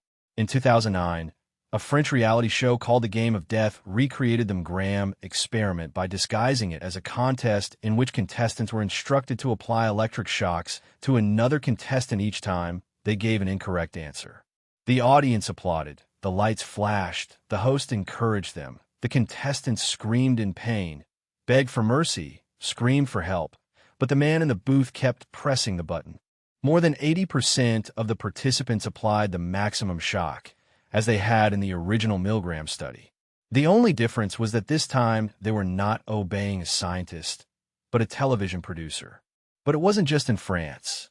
In the United States, researchers conducted follow-up studies using modern technology. Participants were placed in a room with a computer screen showing a previously recorded video of a man shocked for incorrect answers. Although the participants knew it was a simulation, even though they were told that the man was not real, they still hesitated, with their fingers trembling on the shock button and their eyes nervously looking around the room. "The experiment requires you to continue," said the voice on the screen, and most did. The studies revealed a disturbing truth, that the presence of authority, whether in the form of scientist, television producer, or pre-recorded voice, was still powerful enough to override empathy, morality, and basic human decency. People were still willing to harm others, still willing to inflict pain, still willing to suspend their own sense of right and wrong just because someone in power told them to. But why? What was it about authority that made people so willing to give up their own judgment? Psychologists offered several explanations. Some argued that it was a matter of diffusion of responsibility, that by following orders, the participant could convince themselves that they were not really to blame, that they were just a cog in a machine, that the person giving the orders was the real culprit. Others suggested that it was a matter of conformity, that once one person obeyed, the others followed like sheep to slaughter. The most chilling explanation came from those who actually participated in the studies. "I didn't want to hurt him," one man said. "But the guy in the lab coat told me to do it, and I thought he knew what he was doing." Another participant, a woman in her 50s, broke down in tears after giving the last shock, pressing her hands against her chest as if trying to contain the guilt. "I kept telling myself it wasn't real, but it seemed real, and I kept pressing the button." As Milgram once said, the most terrifying aspect of his experiment was not that people obeyed, but the ease with which they obeyed, the speed with which they abandoned their own morality, the ease with which they surrendered their free will to a man in a white coat. And as modern studies have shown, nothing's changed. We are still just as susceptible to authority, just as willing to inflict pain, just as capable of convincing ourselves that we're not to blame, that we are just following orders that the man in the white coat must know what he is doing. Today, studies on obedience to authority serve as a chilling reminder of how easily we can be manipulated, how quickly we can become instruments of cruelty, how easily we can go from being normal people to agents of suffering. And it forces us to face a disturbing question. If a man told you to hurt someone, if he told you it was necessary, if he assured you that you would not be responsible, would you do it? Would you press the button? Would you watch as the man on the other side of the glass screams in agony, as his screams echo in the room and his voice weakens with each shock? And if you did, what would that make you, a victim of authority or a monster? Imagine being 12 years old and in the middle of a forest with a group of boys you barely know. Your fists clenched, your jaw tight, your gaze fixed on the other group of boys like you. Boys you used to laugh and play with. Boys who are now your enemies. The tension is thick, the air heavy with anger, distrust, and hatred. You don't remember when it started, but you know it must end. You know someone has to pay. This is the Robbers Cave experiment, a study that not only manufactured hatred, but left scars that would never fully heal. In 1954, social psychologist Muzaffar Sharif orchestrated a study designed to explore how easily conflicts could be created between groups. He chose Robbers Cave State Park in Oklahoma as the perfect isolated setting. He recruited 22 children, all of similar origins, white, middle class, and well-adjusted. None of them knew each other. None of them knew what was coming.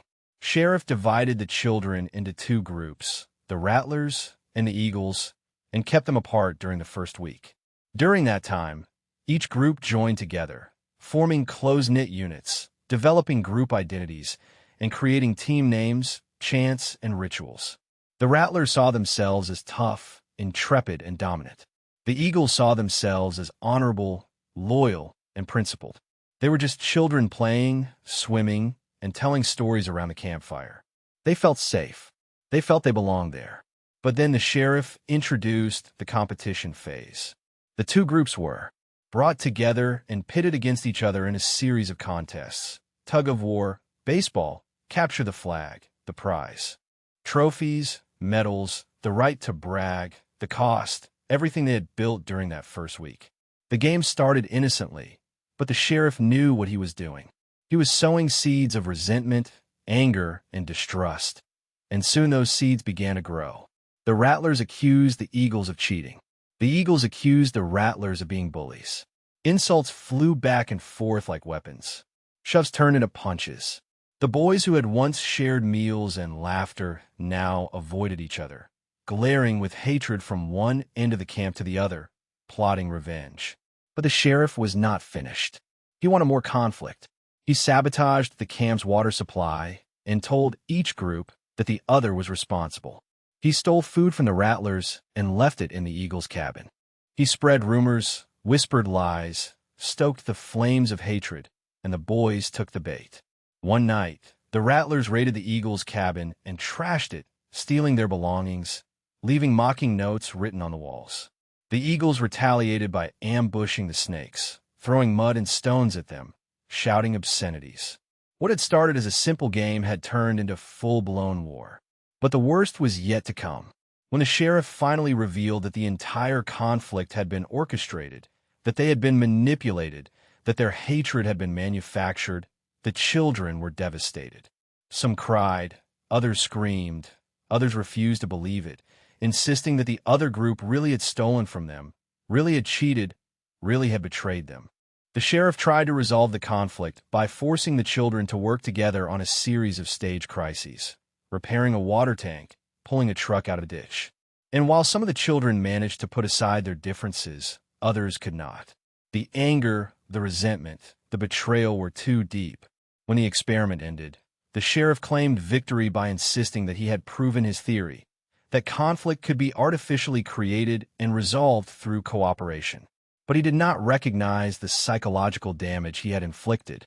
He did not see the tormented look on the children's faces, the clenched fists, the distrust that remained long after the simulated crises ended. Years later, some of the participants spoke about the experiment, describing how it had changed them, how it had made them suspicious of others, how it had taught them to distrust even those they considered friends. "I was 12 years old," said one of them.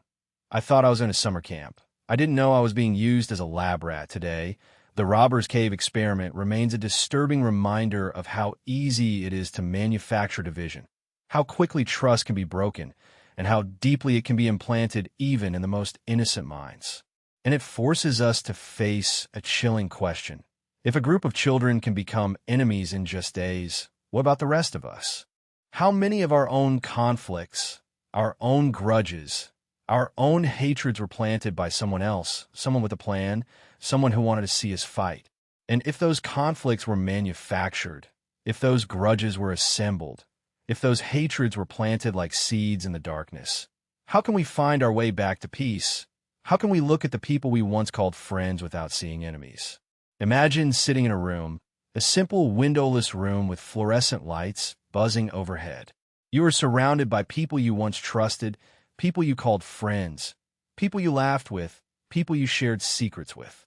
But now they are all staring at you with cold eyes, clenched jaws, and empty expressions. And one by one, they start talking. "You are a liar," says one of them. "You betrayed me," says another. "You don't deserve to be here," says a third. You try to defend yourself, but the words get stuck in your throat. You don't know what wrong you've done. You don't know why they have turned against you. This is silent rage, a psychological study revealing how easy it is to convince people to betray each other for the slightest promise of reward. The original silent rage experiment was a simple setup. The participants were put in a room and given a list of names.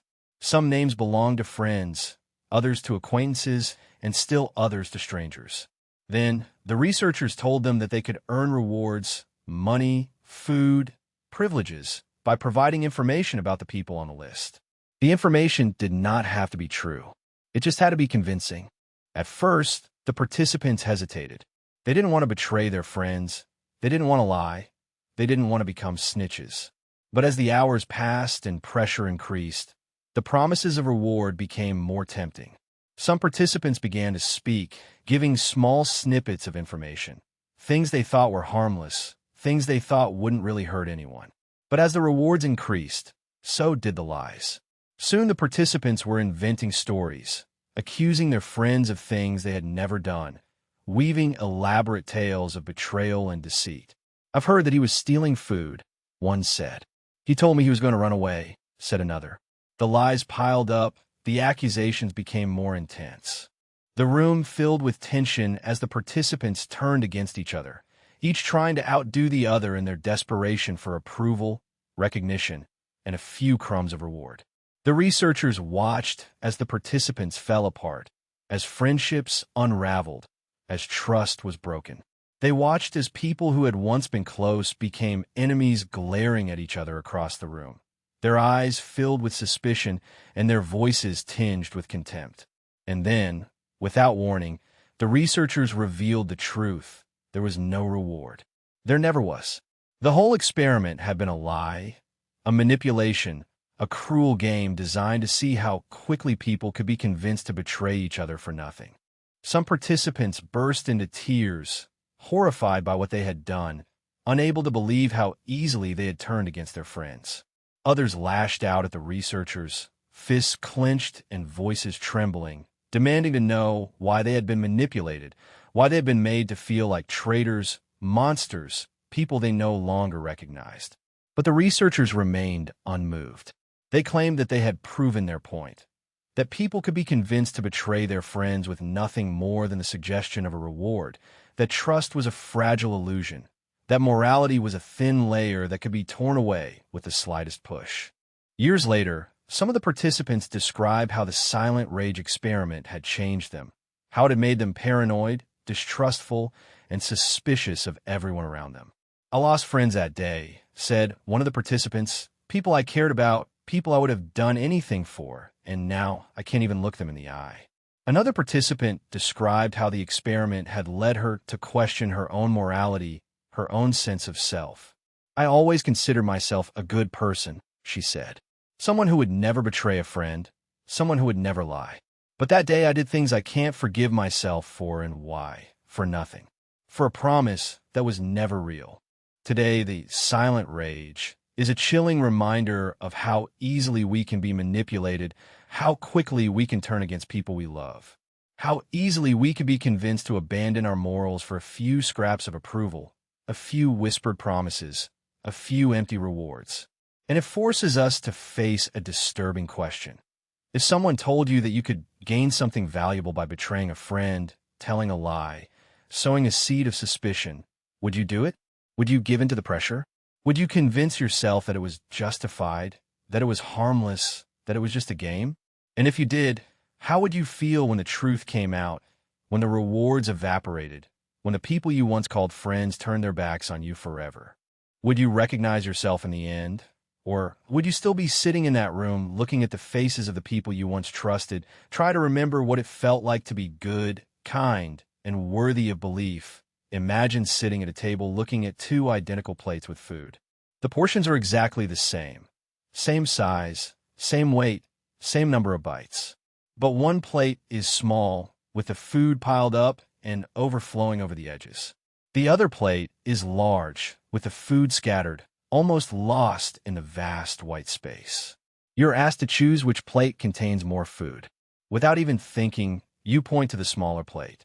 It looks fuller, heavier, and more satisfying. But you are wrong. This is the Delboeuf illusion, a psychological trick that reveals how easily our minds can be deceived, how quickly our perceptions can be manipulated, and how easily we can convince ourselves to believe a lie. At the end of the 19th century, the Belgian psychologist Joseph Delboeuf carried out a series of experiments to explore how the context and the visual signals of the environment can distort our perception.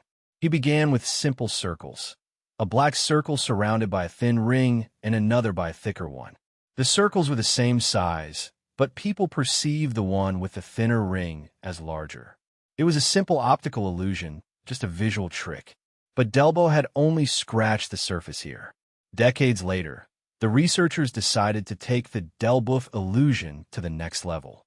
They changed the circles to plates and lines to food, and by doing so, they discovered a dark and disturbing truth about the ease with which our perception can be manipulated, how easily we can be convinced to eat more or less simply by changing the size of a plate. In one study, participants were given identical portions of food, but on different size plates. Some plates were large with a vast empty space around the food, making the portions seem small and unsatisfactory. Other plates were small with the food piled high, almost spilling over, creating an illusion of abundance. The results were shocking. Participants who ate on the larger plates systematically reported feeling less full, less satisfied, and less nourished. They served themselves a second and third time, more and more food, convinced that they had not eaten enough. However, those who ate on the smaller plates reported feeling full even when they had eaten less. The illusion of abundance deceived their brains, making them believe that they had consumed more than they actually had, but the implications of the Delboeuf illusion went far beyond food plates.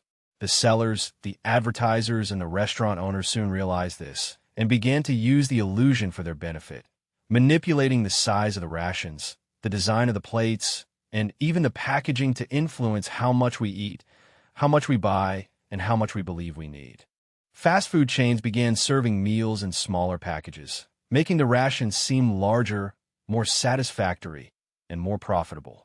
The grocery stores began to package the snacks in large boxes, creating the illusion of abundance, convincing the buyers to buy more, eat more, and consume more. But the most chilling application of the Delboeuf illusion came in the realm of diet culture. The weight loss programs, the detoxification plans, and the products to control the portions began to exploit the illusion to convince people that they were eating more than they really ate, that they were fuller than they really felt, that they were satisfied when in reality they were starving. In a disturbing study, people who were dieting were given portion control plates designed to create the illusion of satiety with smaller rations. The plates were tiny, with thick edges and small holes in the center, which made even the smallest amount of food seem substantial. The participants reported feeling full after eating on those plates until they got on the scale and realized that they had lost weight, not because they had eaten less, but because they had been deceived into thinking they were full. Years later, some of those participants spoke openly, describing how the Delbo cuff illusion had distorted their perception of hunger, how they had become obsessed with the tiny portions, the tiny plates, the tiny meals, how they had lost the ability to trust their own bodies, their own hunger signals, their own sense of satiety. Today, the Delbo cuff illusion serves as a chilling reminder of how easy it can be to manipulate our minds, how easily our perceptions can be distorted, how quickly we can be convinced to believe that less is more, that enough is never enough, that the empty space around us is an emptiness that we must fill even when we are already full. And it forces us to face a disturbing question. How much of what we see is real, and how much is illusion? How many times are we being deceived to want more, consume more, buy more simply because someone has changed the size of a plate, the shape of a package, the thickness of a line, and if our own eyes can betray us so easily, what else are we seeing that is not really there? What else are we consuming that we really do not need? And how many of us continue staring at empty plates, empty bowls, empty lives, convinced that we are hungry when in reality we are full? Imagine entering a factory floor, the air charged with the smell of grease and metal, the rumble of machines resonating throughout the room. You are one more worker, another pair of hands on the assembly line, another gear in the industrial machine. But today, something feels different. You look around and see men in suits with folders in their hands, their gaze fixed on you, observing each of your movements. They nod, take notes, and whisper to each other. And without even thinking, you start to work faster, to move faster, to be straighter. You do not know the reason. You simply feel obliged to do so. This is the Hawthorne effect, a psychological phenomenon that reveals how easily human behavior can be altered by the simple fact of being observed. In the 1920s, the researchers of the Western Electric Company's Hawthorne Works in Chicago set out to study how environmental changes, such as lighting and working conditions, affected the productivity of the workers. They began by increasing lighting levels in a section of the factory. As the lights became brighter, productivity increased. The workers moved faster, made fewer mistakes, and produced more units. Satisfied with their findings, the researchers decided to lower the lights to their original levels, hoping productivity would decrease. But, to their surprise, productivity did not decrease. It increased again, though. The workers continued striving, working harder, and producing more. The researchers were baffled by this. If lighting did not explain the increase in productivity, what did? They decided to continue experimenting, changing one variable after another, adjusting rest times, altering working hours, introducing rest periods. Every time they made a change, productivity increased, and every time they reversed the change, productivity increased again. It was as if the workers were not responding to the physical changes, but to something completely different, something invisible, something psychological. The researchers soon realized what it was. The workers were not reacting to changes in themselves. They were reacting to the fact that they were being observed, studied, and scrutinized. They worked harder because they felt observed, because they felt important, because they believed that their performance was being evaluated. The simple fact of being observed had altered their behavior, creating an artificial impulse of productivity that had nothing to do with the levels of illumination or the rest times. But the implications of the Hawthorne effect went beyond factories and productivity. If people could be made to work harder just by watching them, what else could they be convinced to do? Decades later, researchers revisited the Hawthorne effect in new contexts: classrooms, hospitals, prisons. In one study, teachers were told that certain students had been identified as high-performing based on intelligence tests. In reality, the students had been chosen randomly. But the teachers, believing that they were dealing with gifted students, began to treat them differently, calling on them more often, paying more attention, encouraging them more, and the students responded. They began to perform better, get better grades, and behave like the high-performing students they were supposed to be. In hospitals, nurses who knew they were being watched were more diligent, attentive, and likely to follow proper procedures. In prisons, guards who were told they were being watched treated the inmates with more respect, less brutality, and more moderation. The Hawthorne effect was everywhere, reshaping behavior, bending reality, turning ordinary people into actors for an invisible audience. But the darker side of the Hawthorne effect was yet to come. Salesmen, advertisers, and corporate strategists began to exploit the phenomenon to manipulate consumer behavior. Surveillance cameras were installed in stores not only to prevent theft, but to make shoppers feel watched, to make them feel self-conscious, to make them act as if every decision they made, every product they picked up, every item they placed in their cart was being recorded and analyzed. On the internet, the effect was even more insidious. Websites tracked users' clicks, scrolls, searches, collecting data on every move they made, every link they clicked on, every ad they hovered over. And just as the workers at Hawthorne Works worked harder under the gaze of the researchers, online consumers began to alter their behavior by clicking on certain products, searching for certain items, making decisions that they would not have made if they believed no one was watching. Today, the Hawthorne effect is a chilling reminder of how easily human behavior can be manipulated, how quickly we can be made to change from who we are, and how easily we can become puppets acting for an invisible audience. And it forces us to face a disturbing question. How often are we being watched without our knowing? How many of our choices, actions, and decisions are being influenced by invisible eyes, by data collectors, by algorithms designed to predict and control our behavior? And if the mere fact of being observed can alter who we are, how much of what we do is truly ours? And what happens when the cameras go off, when the observers look away, when the audience stops watching? Do we go back to being who we really are, or have we forgotten ourselves, lost in the act, trapped in a performance we never agreed to? Imagine a rat in a small sterile cage. The walls are steel, cold, and inflexible. The only objects inside are a food dispenser and 2 water bottles, one filled with normal water and the other with heroin or cocaine. The rat has nothing to do, nowhere to go, or no one to interact with. Alone and desperate, it begins to drink from the bottle with drug again and again until it can no longer stand, until it can no longer see clearly, until it is completely addicted. This is how they studied addiction for decades. Isolating the subject, creating a world devoid of joy, stripping it of everything except the drug. But what happens when the cage is changed? This is the Rat Park experiment, a study that would reveal that addiction is not just a chemical hook, but a product of the environment, loneliness, and despair. In the late 1970s, psychologist Bruce Alexander began to question the conventional conception of addiction. Previous studies had shown that when rats were placed in isolated cages with nothing to do but consume drugs, they quickly became addicted. But Alexander wondered, what if it wasn't the drug itself that caused the addiction? What if it was the cage? To test his theory, Alexander created a very different environment, a paradise for rats. He called it Rat Park. It was a large, colorful enclosure filled with everything a rat could want.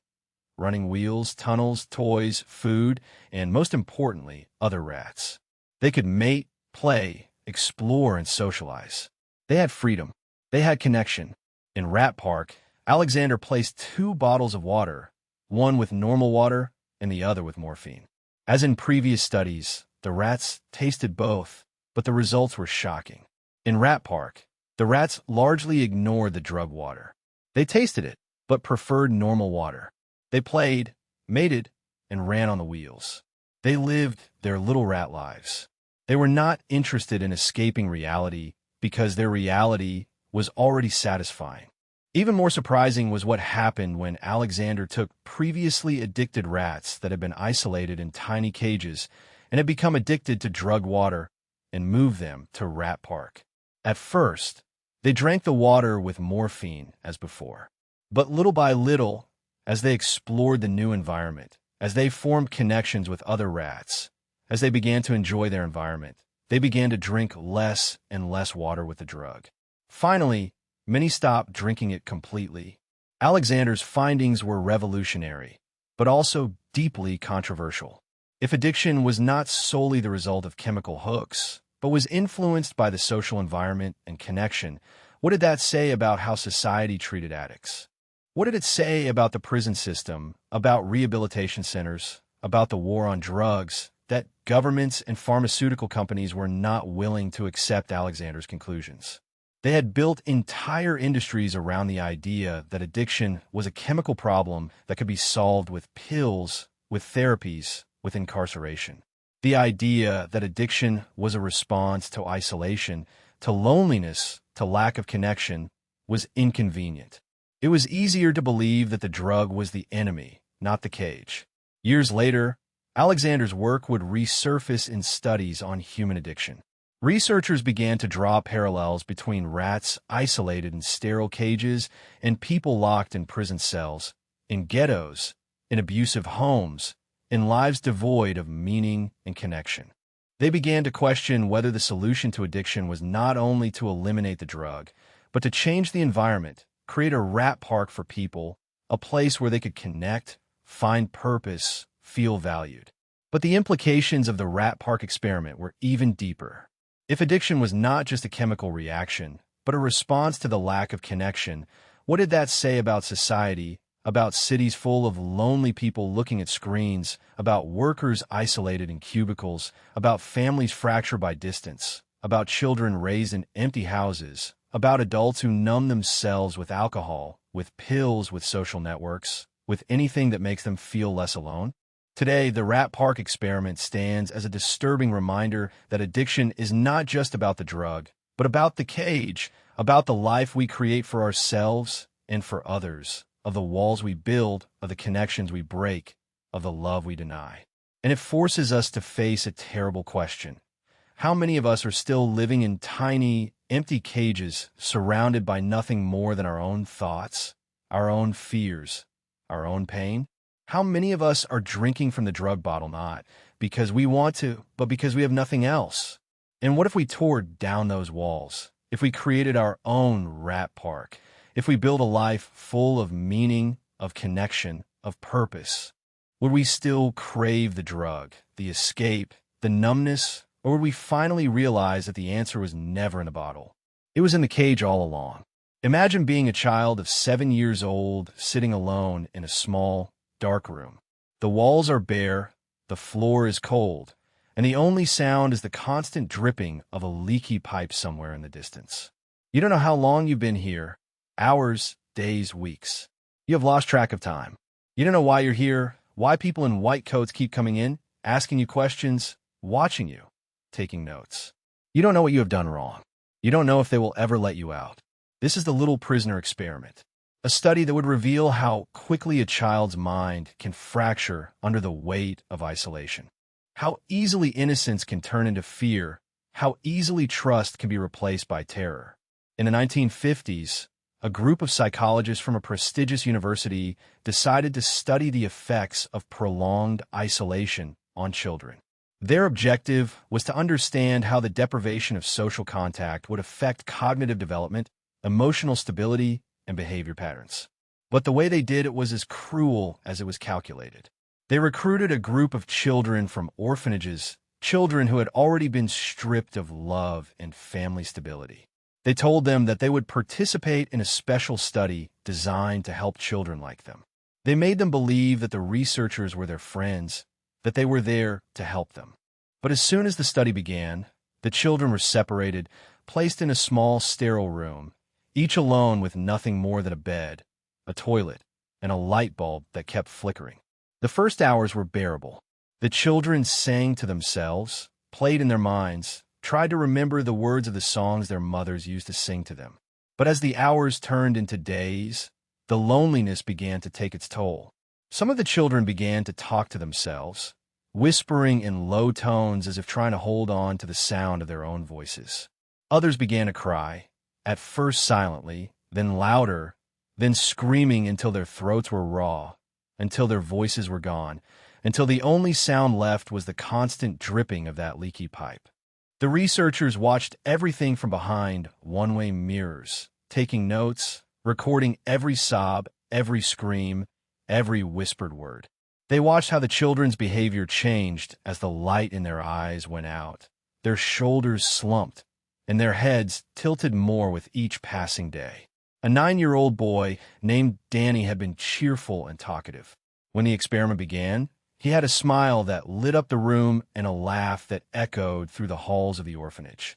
But after 3 days of isolation, Danny stopped smiling. He stopped talking. He sat in a corner of his room with his knees pressed to his chest, rocking, staring at the wall as if trying to disappear into it. Another girl, named Susan, began to have hallucinations. She saw shadows moving on the walls, heard whispers that did not exist, and felt them when she was alone.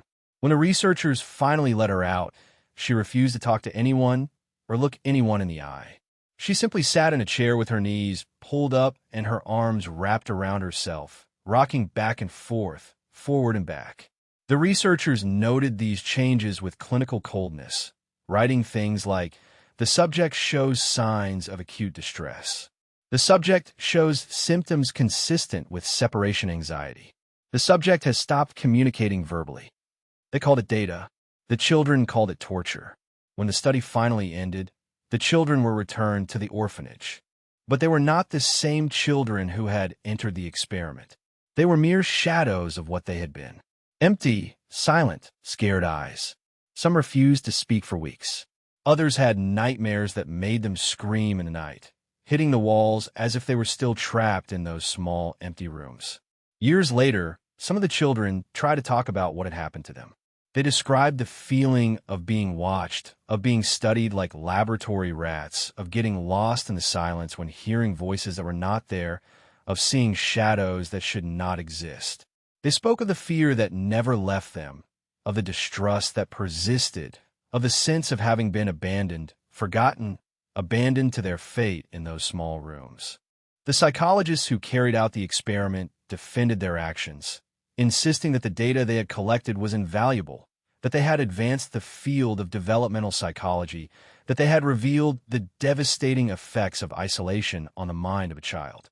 But they did not recognize the damage they had caused, the innocence they had stolen, the nightmares they had created. Today, the experiment of the little prisoners is a chilling reminder of how easy it is to exploit children in the name of science, how quickly trust can be turned into a weapon, how easy it is to strip someone of love and replace it with coldness. And it forces us to face a disturbing question. How many of us are still living in small rooms created by ourselves, trapped in cages of isolation, haunted by voices that are not there, staring at walls that never move? How many of us have been conditioned to believe that the world is a dark and lonely place, that no one will come to save us, that the only thing we can do is sit in silence with our knees pulled up, rocking back and forth, forward and back, waiting for someone to finally open the door? Imagine being taken to a room with walls covered in mirrors, a single chair in the center in front of screen. A researcher hands you a clipboard and pen. You're going to see a series of videos, he says. Your job is to evaluate the people in each video based on whether they deserve punishment. You nod, feeling a chill run down your back. The lights dim. The first video begins. You see a man with eyes full of fear, his hands tied behind his back, and with a trembling voice begging for mercy. Does he deserve to be punished? The researcher asks. This is the study of obedience to dehumanization, a psychological experiment that would reveal how easy it is to convince people to strip others of their humanity, how quickly compassion can be replaced by cruelty, and how easily empathy can be extinguished with a single order. In the early 1980s, a team of social psychologists set out to explore how authority figures could manipulate people into committing acts of dehumanization. The researchers recruited college students, promising them extra credit for participating in what they described as a study on moral decision-making. But the reality was much darker. The participants were placed in small windowless rooms, each with a screen, a chair, and a series of buttons labeled with various punishments, from mild reprimands to severe physical punishments. They were told that they were part of a study designed to evaluate the effectiveness of different disciplinary techniques. What they were not told was that the people they were going to judge were actors, each of whom had been instructed to react as if they were really being punished. The first videos were quite simple. A man caught stealing a loaf of bread, a woman accused of lying to a coworker, a teenager caught cheating on exam. The participants were asked to choose a punishment for each crime, ranging from a verbal reprimand to forced isolation. Most chose mild punishments, uncomfortable with the idea of inflicting harm on someone they could not see, someone whose suffering they could not verify. But as the study progressed, the scenarios became more extreme. The actors in the videos were portrayed as violent criminals, repeat offenders, dangerous outcasts.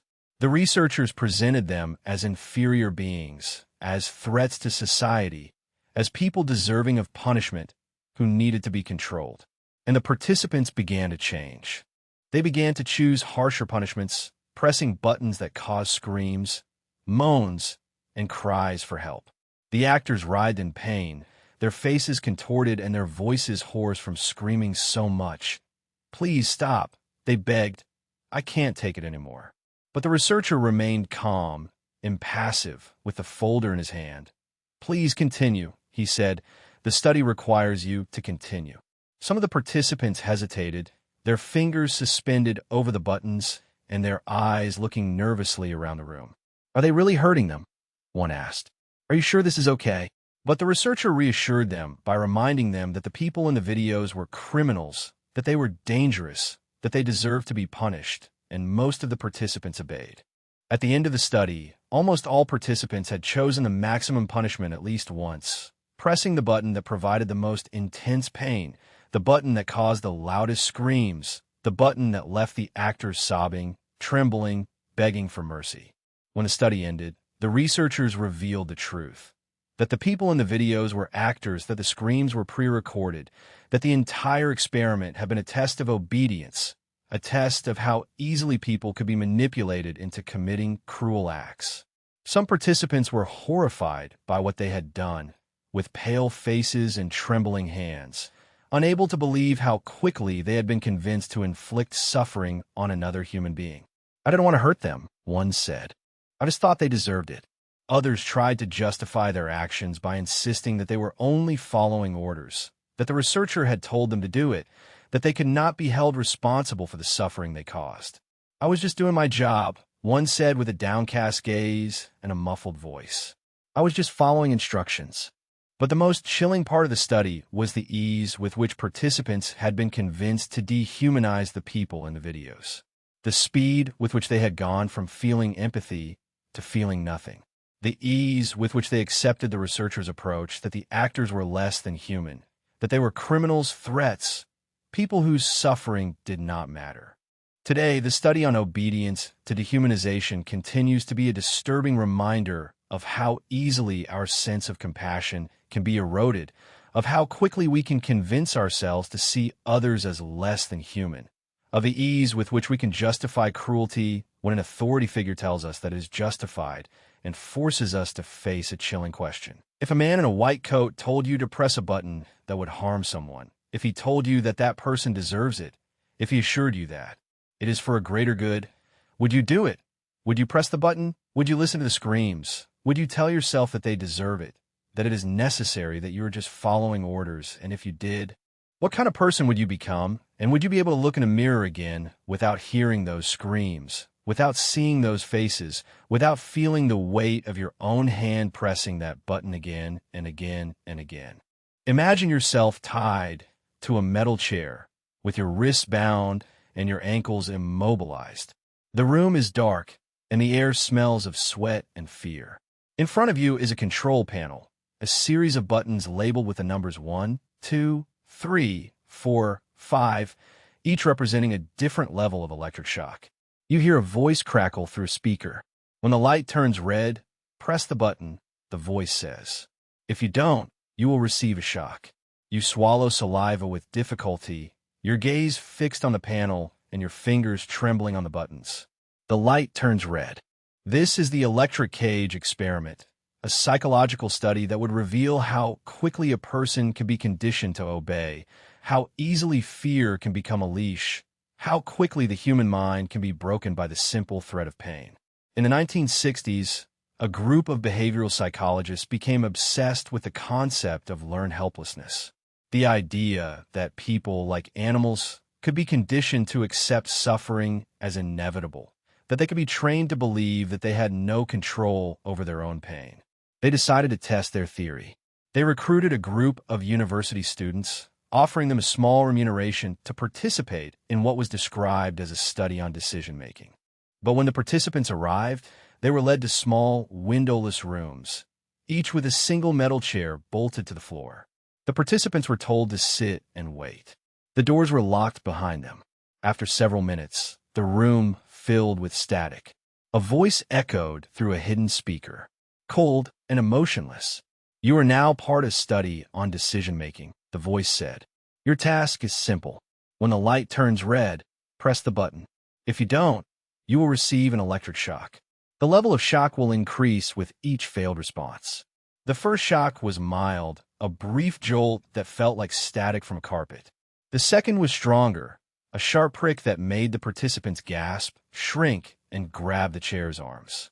The third was worse, a burning sensation that ran down their spines and caused muscle spasms and tears in their eyes. Each time the light turned red, the participants rushed to press the button. Their hands trembled, they breathed rapidly, and their minds raced.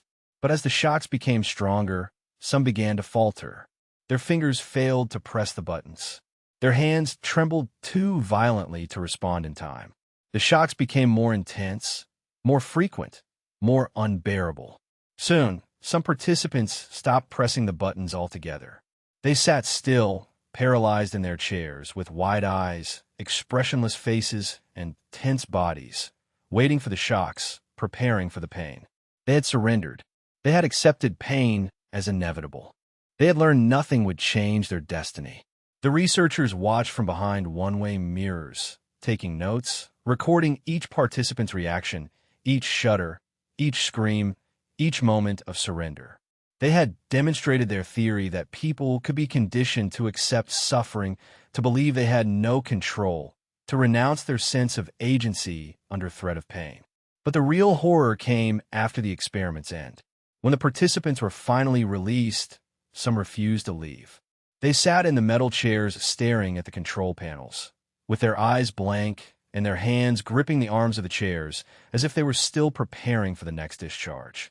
Others left the rooms but continued to feel phantom pain, the sensation of electricity running through their veins, the memory of discharges burning under their skin.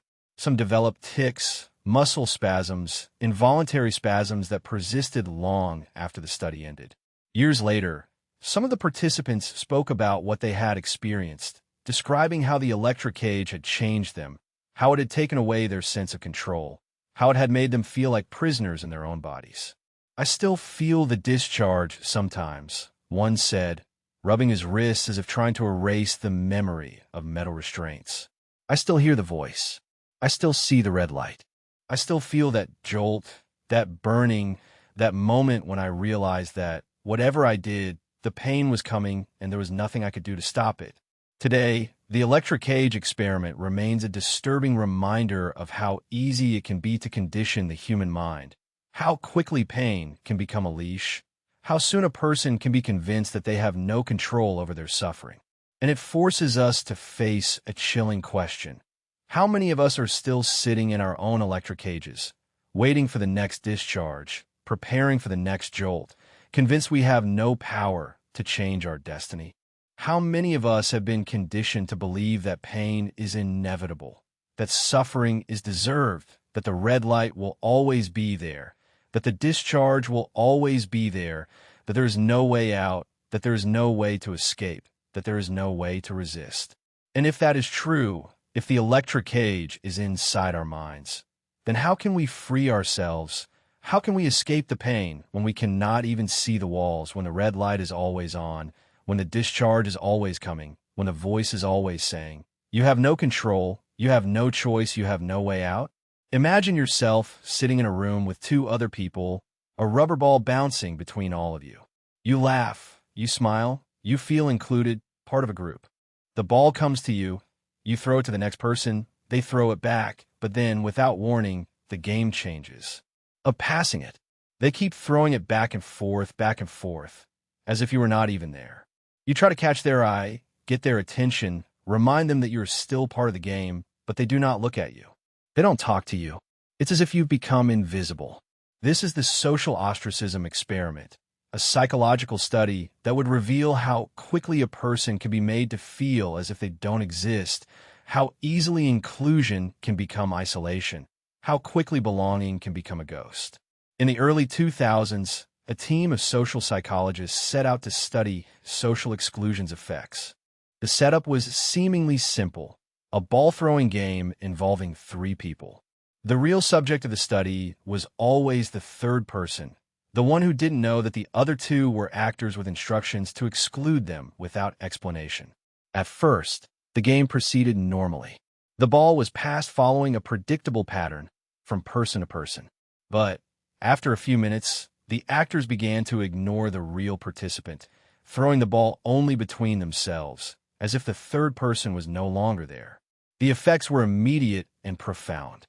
The excluded participants began to fidget, looking nervously between the 2 actors, their bodies leaning forward, desperate to regain their place in the game.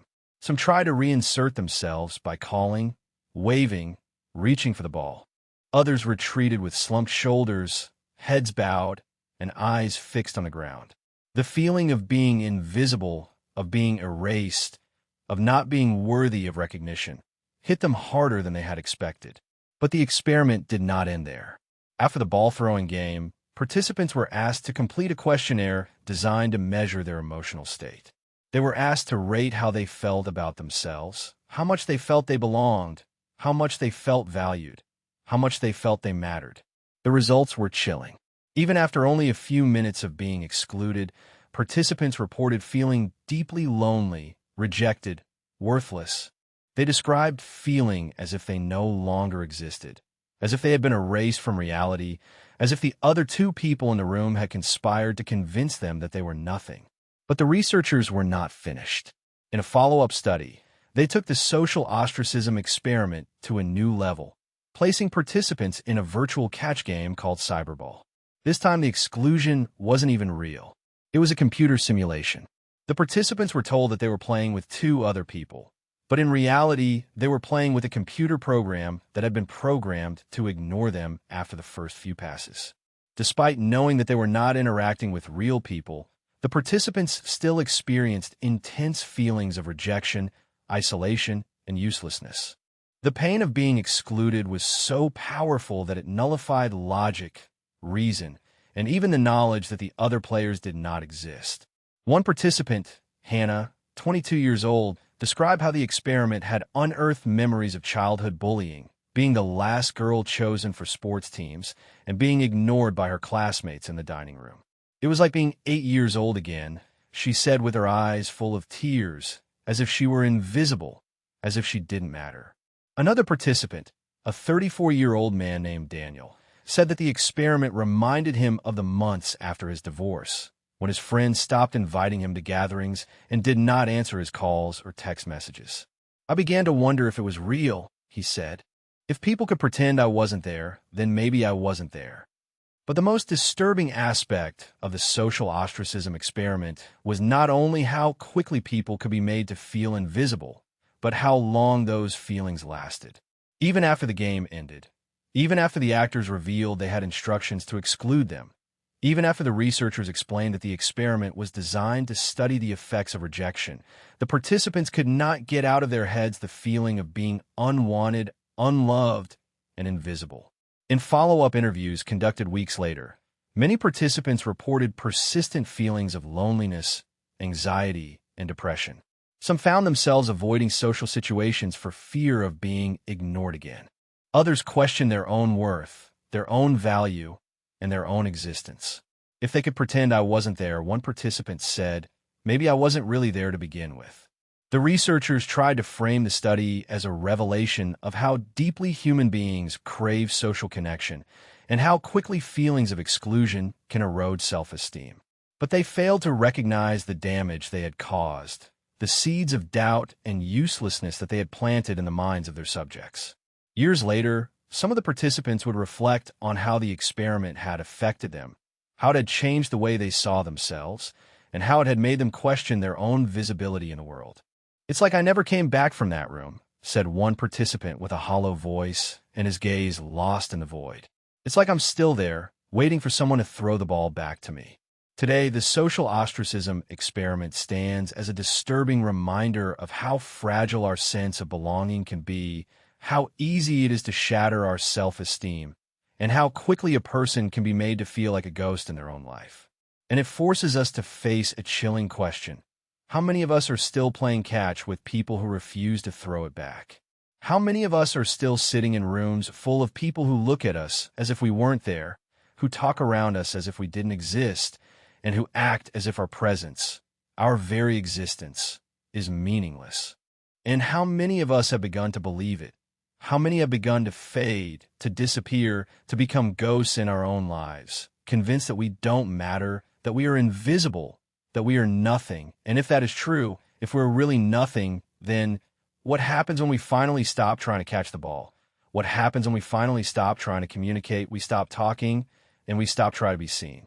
Do we disappear completely, or are we never really there to begin with? Imagine lying in a bed with your eyes wide open and the ceiling spinning above you. You haven't slept in more than 48 hours. The room seems too bright, too noisy, and too cold.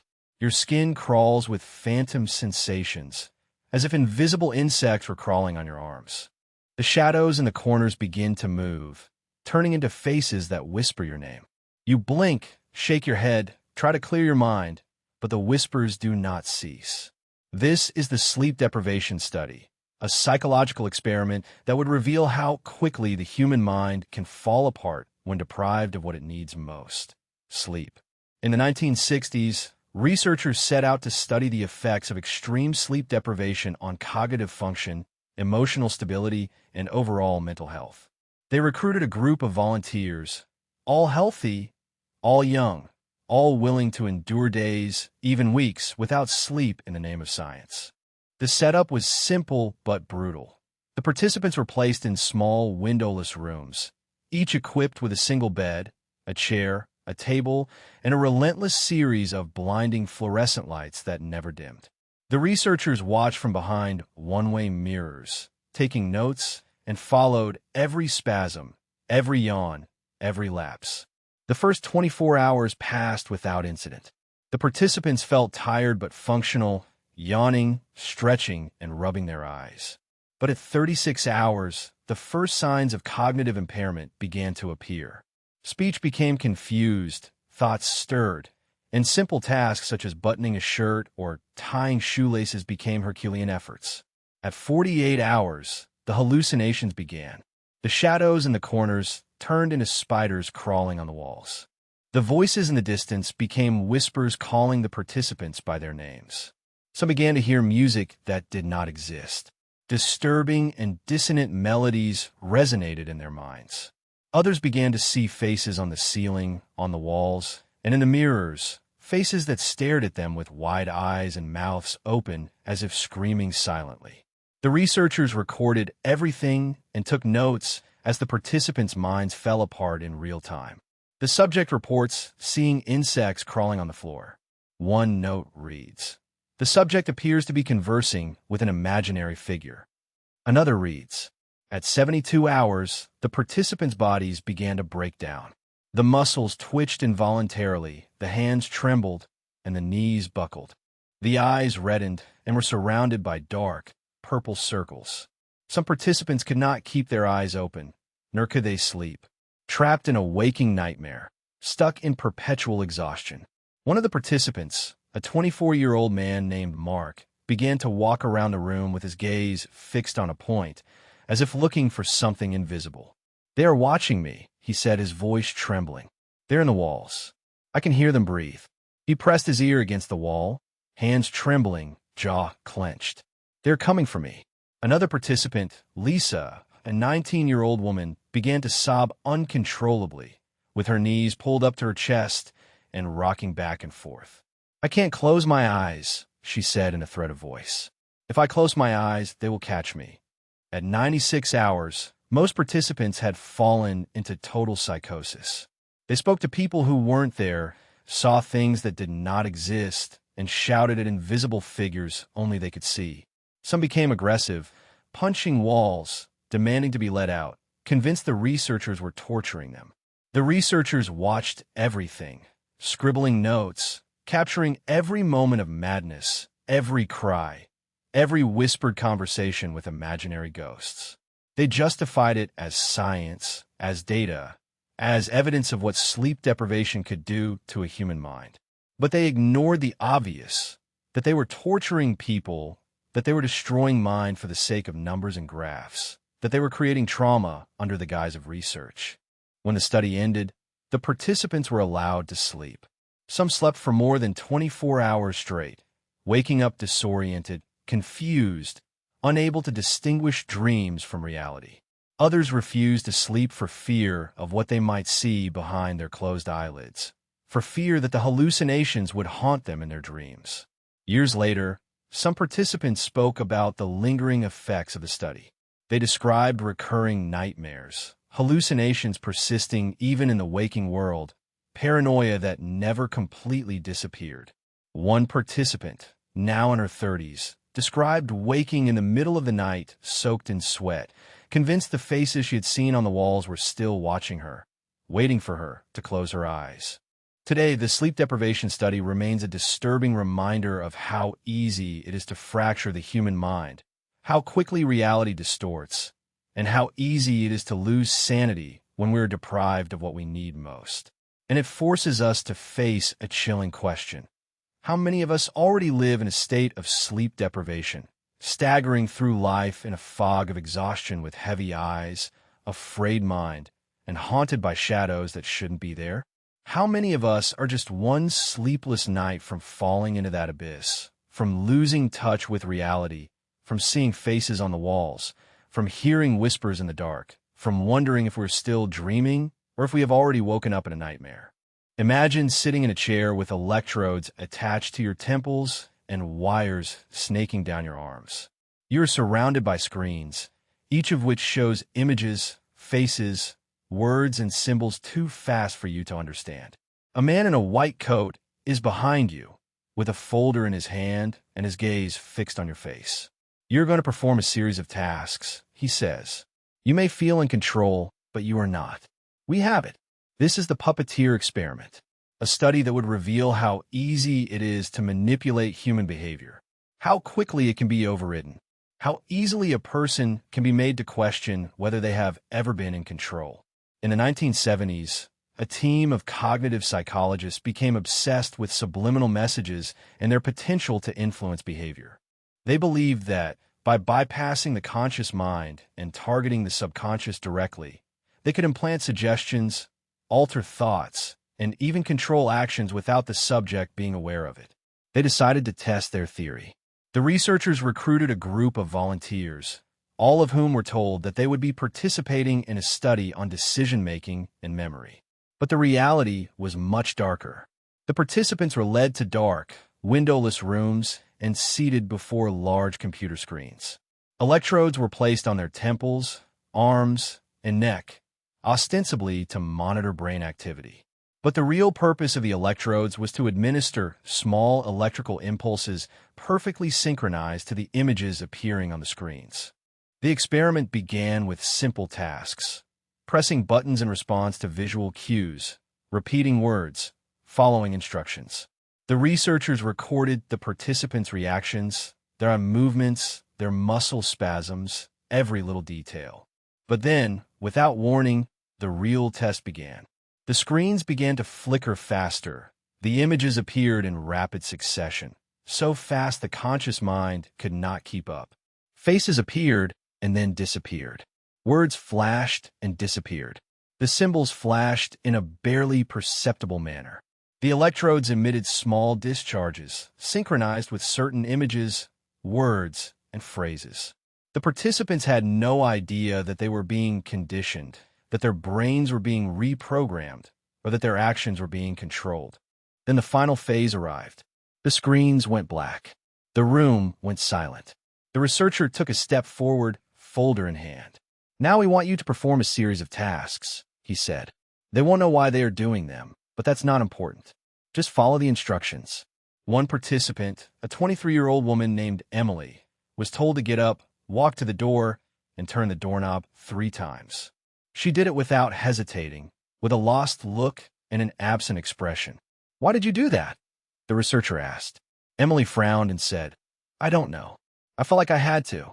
Another participant, a 30-year-old man named Daniel, was told to walk in a circle, touch his nose, and then sit down.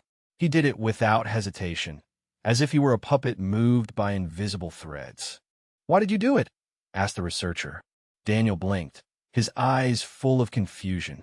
"I don't know. I felt like it was what I had to do," he said, as if someone had told him.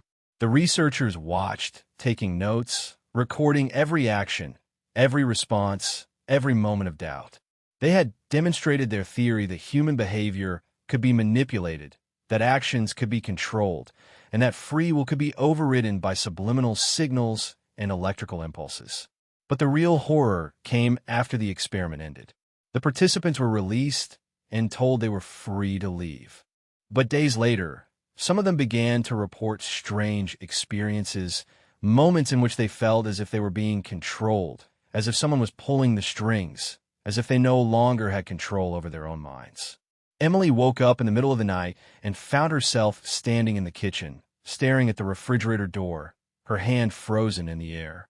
"I don't remember getting up," she said. "I don't remember going downstairs. I don't remember anything." Daniel described the feeling as if he was moving through life on autopilot, as if his actions were not his own, as if he was seeing himself from outside his body. "Sometimes I hear a voice in my head," he said, eyes wide and hands trembling. "It's not my voice, it's not me." The researchers dismissed these reports as residual effects, insisting that the participants were exaggerating, that the experiment was over, and that they were imagining things. But the participants knew that it was not like that.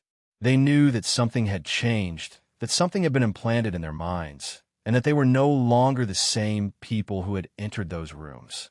Today, the puppeteer experiment is a chilling reminder of how easy it is to manipulate human behavior, how quickly free will can be overridden, and how easy it is to convince a person that they no longer control their own mind.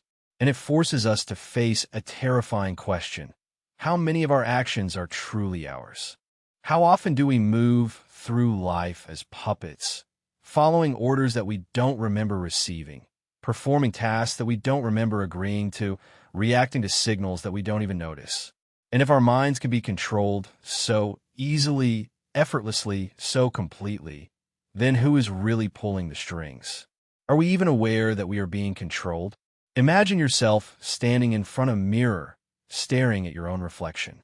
You recognize your face, your eyes, your mouth, but something doesn't quite fit. The shape of your jaw seems wrong. Your eyes look sunken. Your skin looks paler, almost waxy. You blink, you lean closer, you tilt your head. The person looking at you is not you. You feel a knot of panic in your stomach. What is happening to me? This is the broken mirror experiment, a psychological study that would reveal how easy it is to destroy the perception that a person has of your own identity. How quickly can the mind be convinced that the face in a mirror is no longer yours? In the late 1970s, a team of cognitive psychologists from a renowned, prestigious university explored how visual distortion could affect self-perception. They recruited a group of healthy young volunteers and told them they would participate in a study on visual cognition and facial recognition. What the participants did not know was that they were about to become subjects in an experiment designed to distort their own sense of self. The setup was apparently simple. Each participant was taken to a small white room containing a single mirror. The researcher handed them a clipboard and asked them to carefully examine their reflection, writing down everything they noticed. They were told the goal was to create a detailed description of their own face, down to the smallest detail. But while they watched themselves, the real experiment began. Unbeknownst to the participants, the mirror was a double-sided glass with a slight distortion effect. The glass was designed to subtly lengthen certain facial features, making the eyes appear slightly smaller, the jaw slightly wider, and the cheeks slightly sunken. The changes were almost imperceptible, enough to create a feeling of unease, of dissonance, that something was not quite right. During the first few minutes, the participants wrote their observations without much incident. The eyes looked tired, wrote one participant. The hair looks disheveled, wrote another. But as the minutes passed, their notes became more frantic, disconnected, and disturbing. My face looks different, wrote one participant. My jaw is wrong. Is it always like this? Another participant, a 22-year-old named Sarah, began to touch her cheeks, pressing her fingers against her skin, pinching herself as if trying to verify that it was real. I look sick, she whispered, fogging the glass with her breath. Why do I look so bad? The researchers watched from behind the mirror, taking notes, recording every tick, every frown, every flash of panic in the participants' eyes. They had managed to convince the participants that their own faces were strange, that their reflections were distorted, that they were somehow less than human. But the worst was yet to come. After 15 minutes of observing themselves, the participants were asked to step away from the mirror and complete a series of questions about their self-perception. How attractive do you feel right now? How safe do you feel right now? How much do you trust your own eyes right now? The results were devastating. Almost all of the participants reported feeling less attractive, less secure, and less sure of their own identities than before the experiment. Some described feeling as if they were falling apart, as if their faces were melting, as if they were disappearing before their eyes. But the most chilling part of the experiment was what happened after the participants left the room. Even after the distorting mirror was removed, even after they were assured that nothing about their faces had really changed, many of them continued to feel as if they were wrong, as if the person in the mirror was not her. Sarah, 22, who had pressed her fingers against her cheeks, could not get rid of the feeling that her face was no longer her own. I feel like my skin doesn't fit, she said weeks later. Like I'm wearing a mask, but the mask is my own face. Another participant described avoiding mirrors altogether, unable to look at his own reflection without feeling a wave of nausea, a wave of panic, a deep sense of unreality. I don't know who I am anymore, he said in a trembling voice. I don't know if I ever knew. The researchers published their findings, stating that they had demonstrated how easily the human mind could be manipulated to question its own identity, how quickly self-perception could be shattered by a few distortions, and how easily reality can be misrepresented with nothing more than a piece of glass. But they did not recognize the psychological damage they had caused, the trauma they had inflicted, the lasting scars they had left. They had turned faces into masks, mirrors into weapons, and reality into a nightmare. Today, the broken mirror experiment remains a disturbing reminder of how fragile our sense of self can be, how easily we can convince ourselves that we are not who we think we are. How quickly can we come to believe that the face looking back at us is that of a stranger? And it forces us to face a terrifying question. How much of what we see in the mirror is real? How often do we look at ourselves and see someone we don't recognize, someone we don't understand, someone we don't trust? And if we can question the reality of our own faces, our own skin, our own eyes, then what else can be manipulated? What else can be twisted, deformed, distorted until we're no longer sure of who we are, what we are, if we are real, and if the mirror is broken, if the reflection is a lie, if the face looking back at us is not really ours? Then who is it? And how can we be ourselves again? Imagine you are standing in a dark room. A spotlight blinds you. A man's voice resonates through a hidden speaker. We know what you did, says the voice. We know everything. You blink, your heart beats hard, and your hands tremble. What did I do? You ask, but the voice does not answer. Instead, the walls loom over you, the lights dim, and the air becomes dense with the weight of something that you cannot see, something from which you cannot escape. This is the weight of guilt, a psychological study revealing how easy it is to make someone feel guilty for something they have not done. How quickly the human mind can convince itself that it is to blame. How easily the burden of a lie can become a life sentence. In the 1960s, behavioral psychologists set out to study the effects of false accusations on human psychology. They wanted to know how easily a person could be made to believe they had committed a crime, even if no crime had been committed. The participants were told that they were participating in a study of memory and recall, but the reality was far more sinister. The setup was simple, yet devastating. Each participant was taken to a small, empty room and told to sit at a metal table. The walls were bare. The only light was a single flickering bulb hanging from the ceiling. A man in a suit came in, holding a folder full of papers. He sat in front of the participant with cold eyes and a tight jaw. "We know what you did," he said, sliding the folder across the table. "We know everything." The participant frowned, confused, looking down at the folder. Inside were pages of notes, false evidence, false statements, and photos of people the participant had never seen.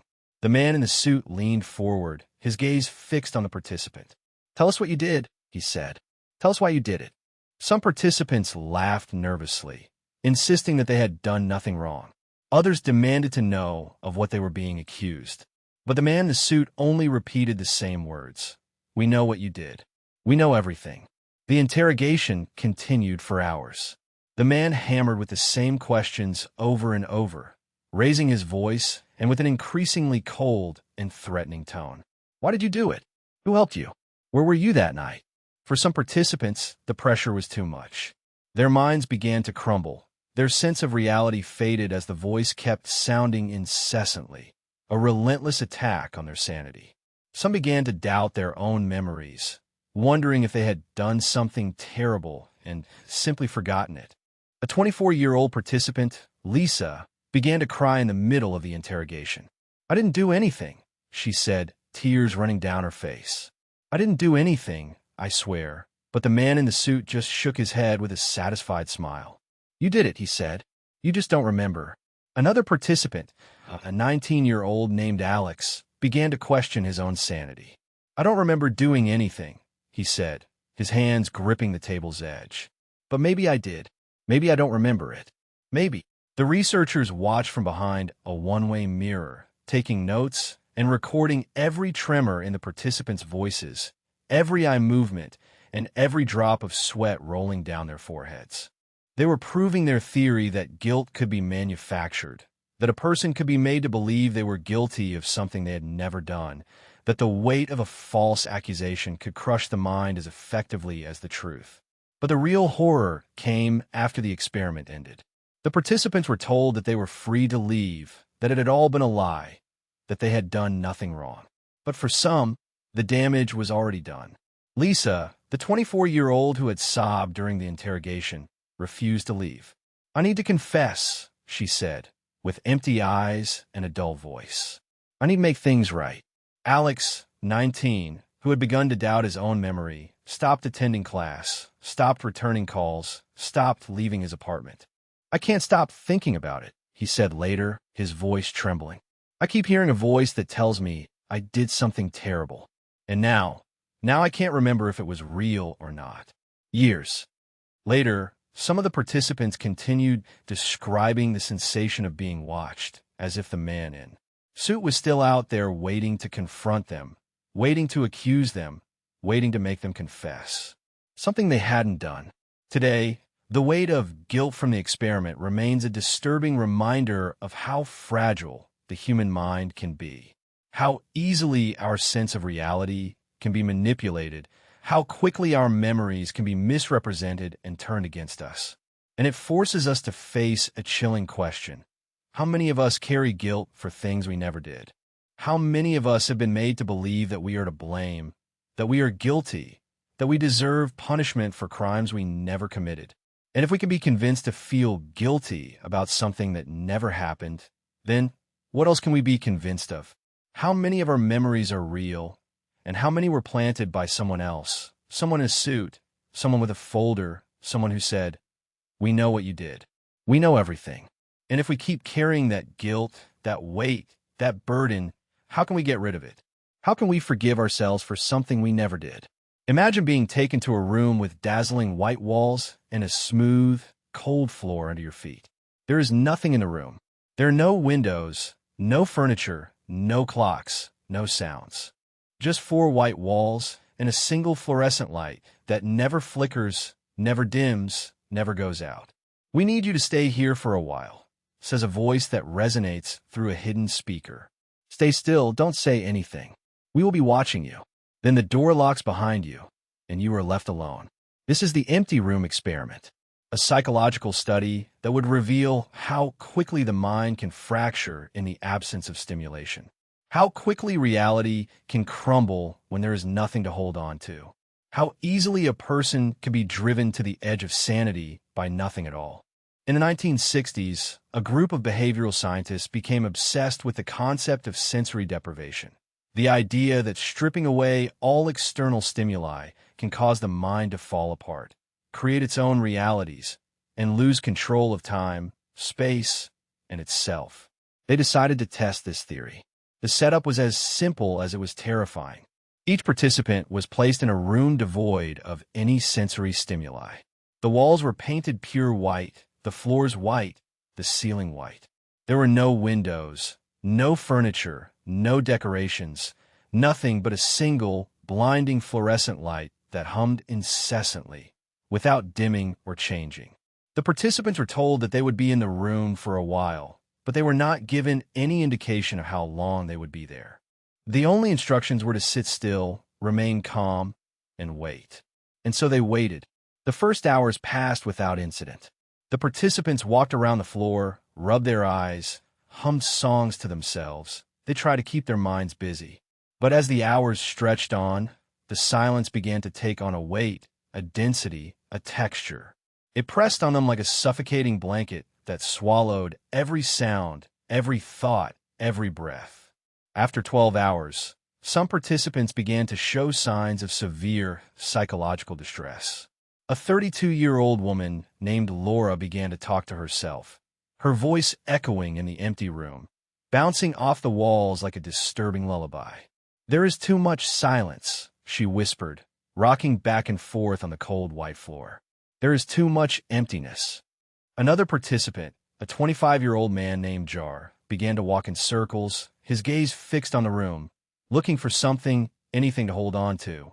"There is nothing here," he murmured, his voice trembling. "Nothing but me." After 24 hours, the hallucinations began. The walls appeared to close in. The ceiling seemed to stretch upwards. The floor seemed to tilt under their feet. Some participants began to hear voices, whispers that slithered through the silence like snakes in the dark. "You are alone," the voices said.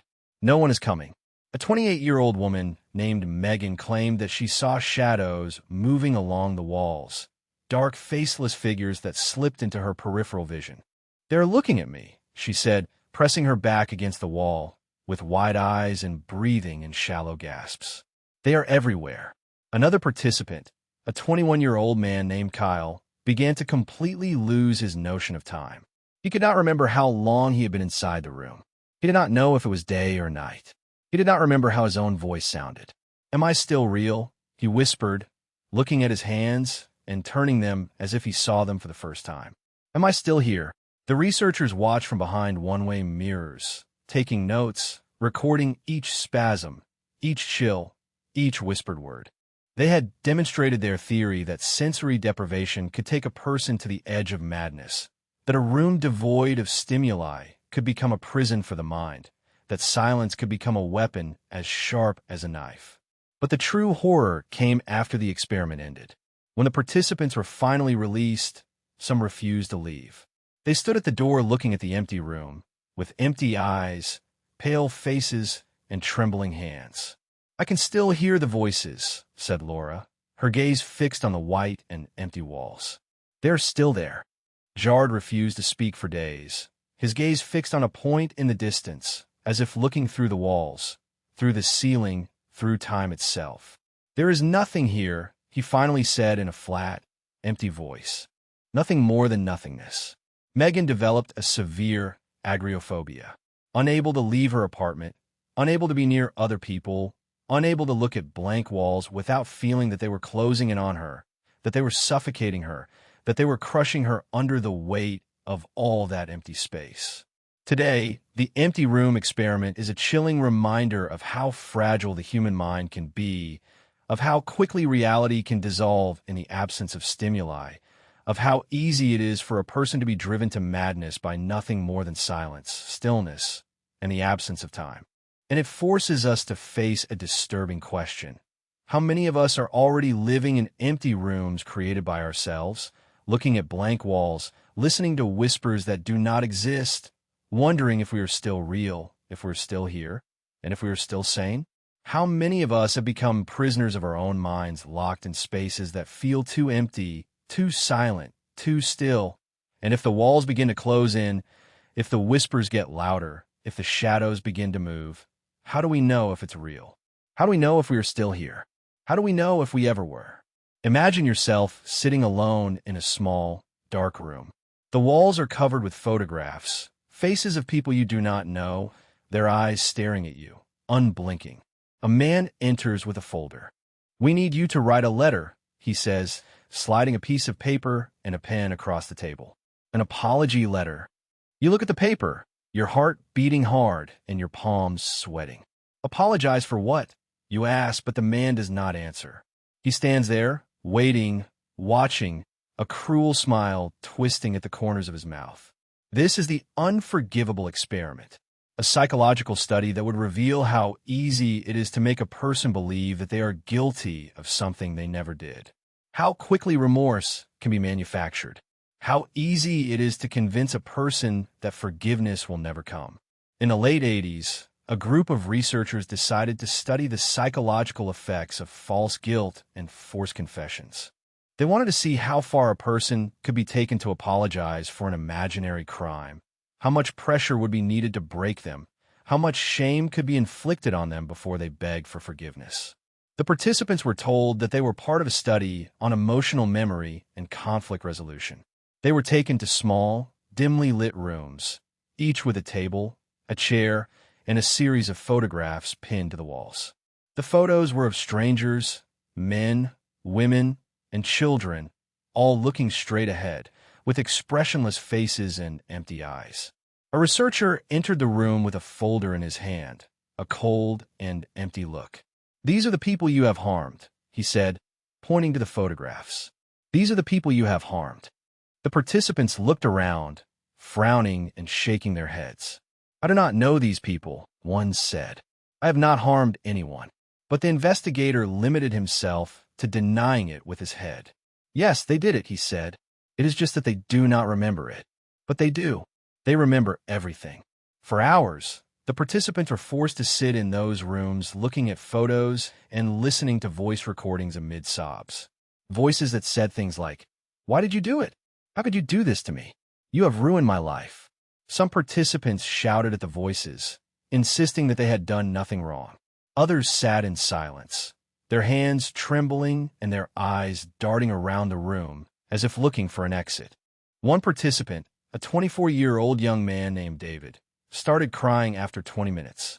"I did not do anything," he said with his hands grabbing his hair and his knees going up and down under the table. "I did not do anything."